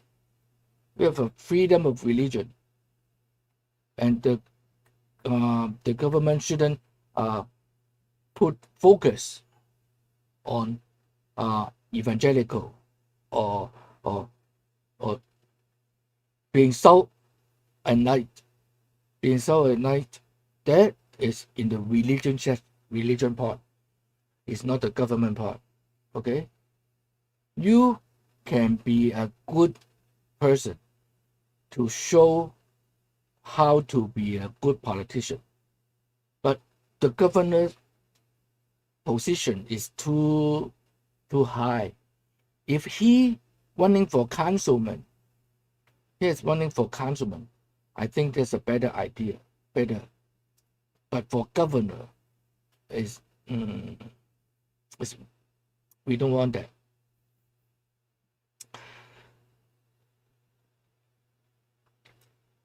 Oh, okay. KNC, okay. If you know, then you have to follow Calvin Kiley. Okay, one of our columns.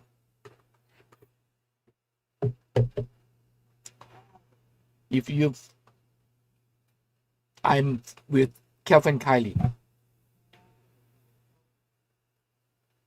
Total against all the what's called gerrymandering. Okay, so you're right. I against, but I don't have vote in Texas. Okay, that's not my state. I only can vote in California, and also the problem with the California. I talk about that in a couple episodes before, so I don't want to repeat it. And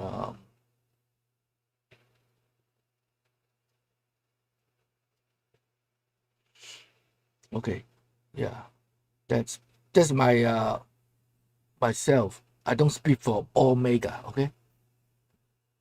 And then now let me show you.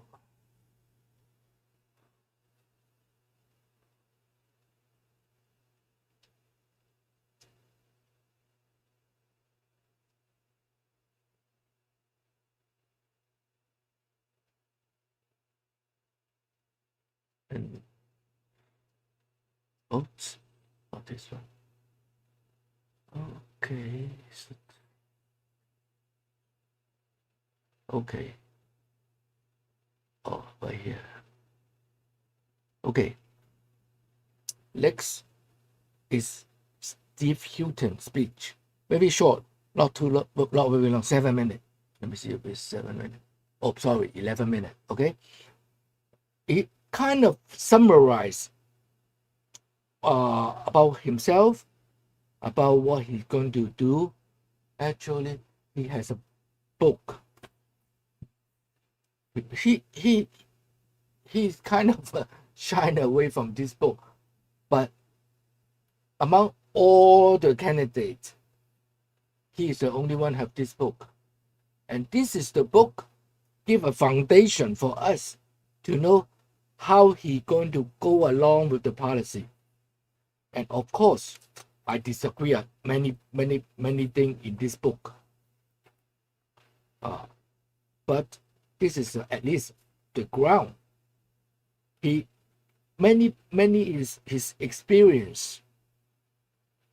But for my thing is not executable because of the system we have.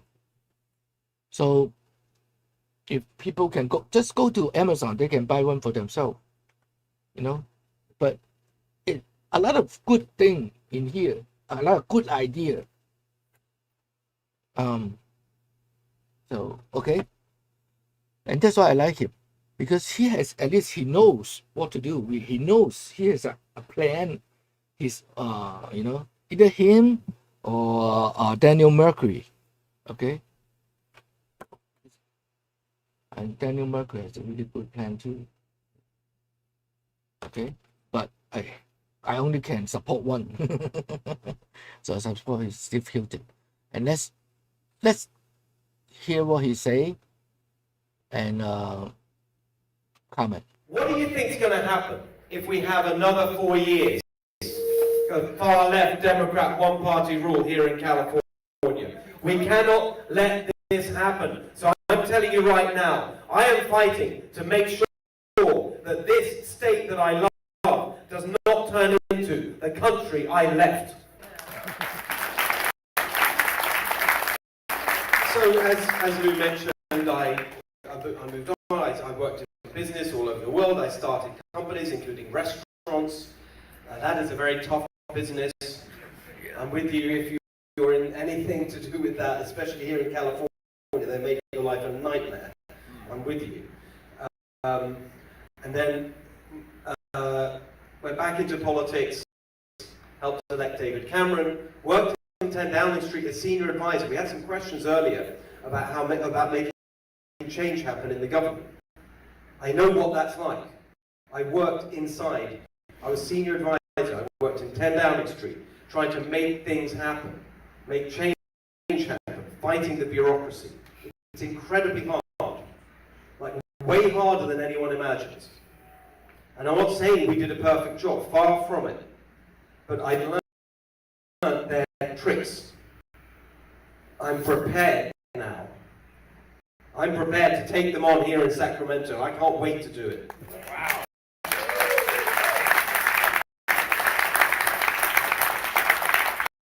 And then in 2012, my wife had a job here in California, and she was traveling a lot. When our second son was born, it was a bit much, so just the time difference and the travel, so we decided to move to California. Not necessarily for good, just for the sanity of our family. We're in the Bay Area. I taught at Stanford, and then I started a business of my own here.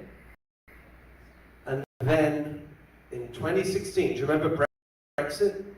Yeah. So I went back to Brexit, went back to the UK to campaign in favour of Brexit. I remember coming back from that landing at San Francisco Airport and looking out the window as we taxied in, thinking, oh, it's great to be home. I thought, oh, interesting, so this is home. And it really is home. And I'm not just literally, like this is where I've raised my family and started a business and made my life here. California is, in the deepest possible way, what I think of as home. I love this state so much. Everything it stands for. Freedom and opportunity and ambition and energy and startup hustle and the rebel spirit. That's California. That's what's being crushed by these people. Someone asked me earlier, why are you running for governor? Because I love this state so much. I can't stand to see what they're doing. They are crushing the soul and spirit of our state, and it's going to stop. Yes.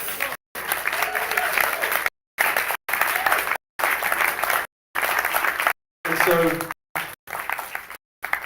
I started a company, and then we moved here, and then as you mentioned, in 2021, I became an American, one of the proudest days of my life. A legal immigrant, how about that? They still exist.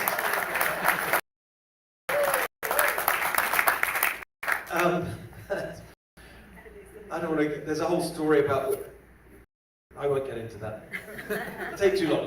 About the day, it was in the middle of the pandemic, I had to do it with a stupid mask on. You may have seen it before we put it on my show. And then as the years went on and I had this amazing opportunity in the media hosting this show on Fox News, which many people I'm sure watch, I just got more and more, I don't want to say frustrated, that's too negative a word, but I felt very strongly, remember when I said earlier about being a doer, most of my career has been in business. Just like, you know, the point about Charlie, you know, as a doer. And I thought, I don't just want to talk about stuff, I want to do something about it. Yes. And so that's what led me to focus on California. I set up this policy organization, Golden Together, developing the plans. I've been traveling the state the last 3 years, way before I announced the government. Every part of the state, businesses, families, every community, understanding what's gone wrong.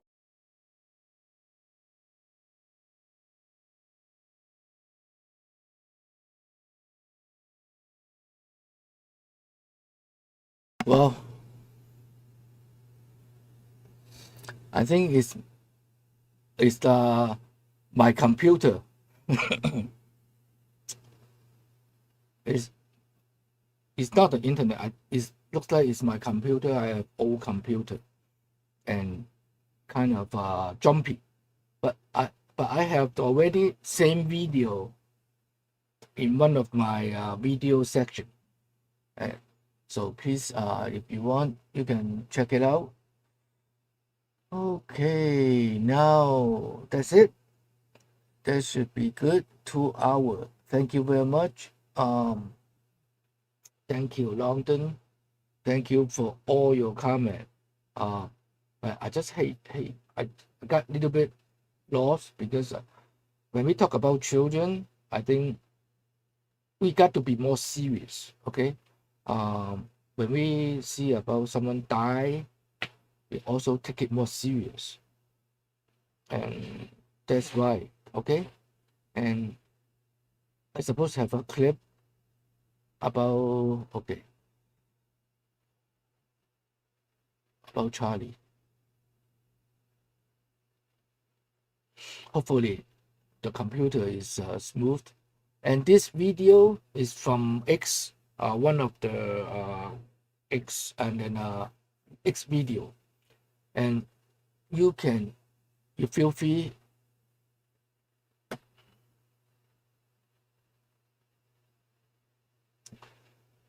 in the description. You can see the whole 34-minute video. I'm not going to play the whole video.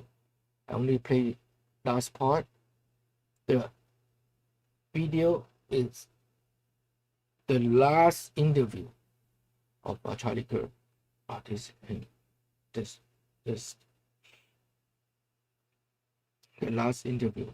1 hour before he had to Utah. Before he had to Utah. Sucks. It sucks when I have to, it's not easy to talk about a great person.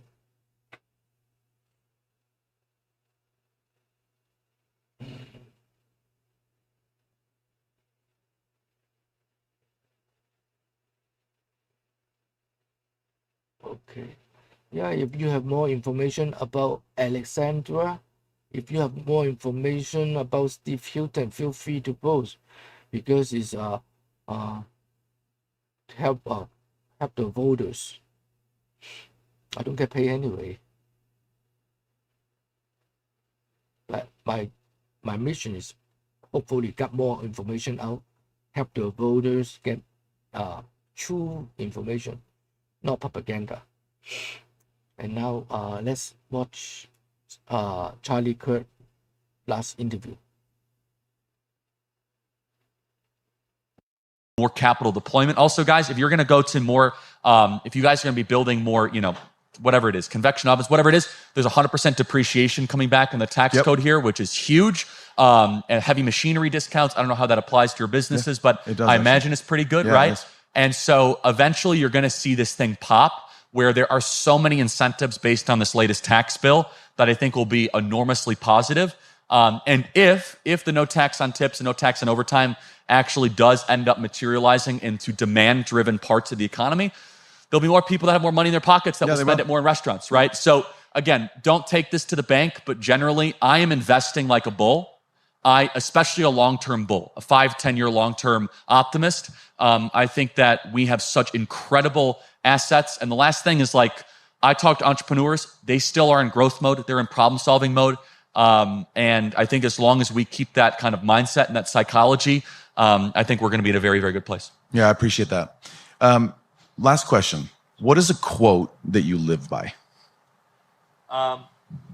Boy, a quote that I live by. I'm a Christian. I wear it on my sleeve. So quotes would probably always be Bible verses. I'll give you two. One is actually not in the Bible. It's more mythological. And one is actually in the Bible. The first is not in the Bible. It's "This too shall pass," which was actually, people think it's in the Bible. It's not. But it's King Solomon's phrase, which is really amazing when you think about it, because it's good no matter what season of life that you're in. If you're going through the worst of times, this too shall pass. And things are going to get better. If you're going through the best of times, though, it's really humbling. Like, Yeah, sure. this too shall pass and this will fade away, because this will not last forever. So I love And that. they don't. Yeah, exactly. So it's a time transcendent truth that applies towards all periods as an entrepreneur. It humbles you when you need it. It builds you up when you need it. Gives you hope when you need it. It also gives you a little bit of a dose of a gut check. One of my favorite verses, though, is Romans 8:28, which it says that God works all things for good for those who love him.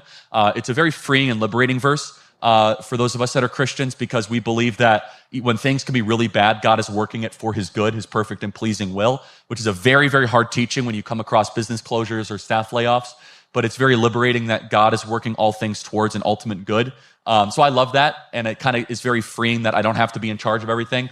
And there is a God, and I'm not him, and I surrender to his will. I appreciate that.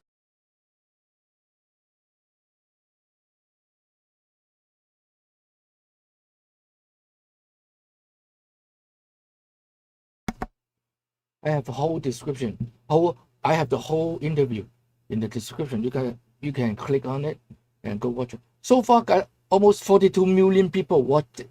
Okay, and I think it's pretty good, inspiring. I just take out the last quote because right here.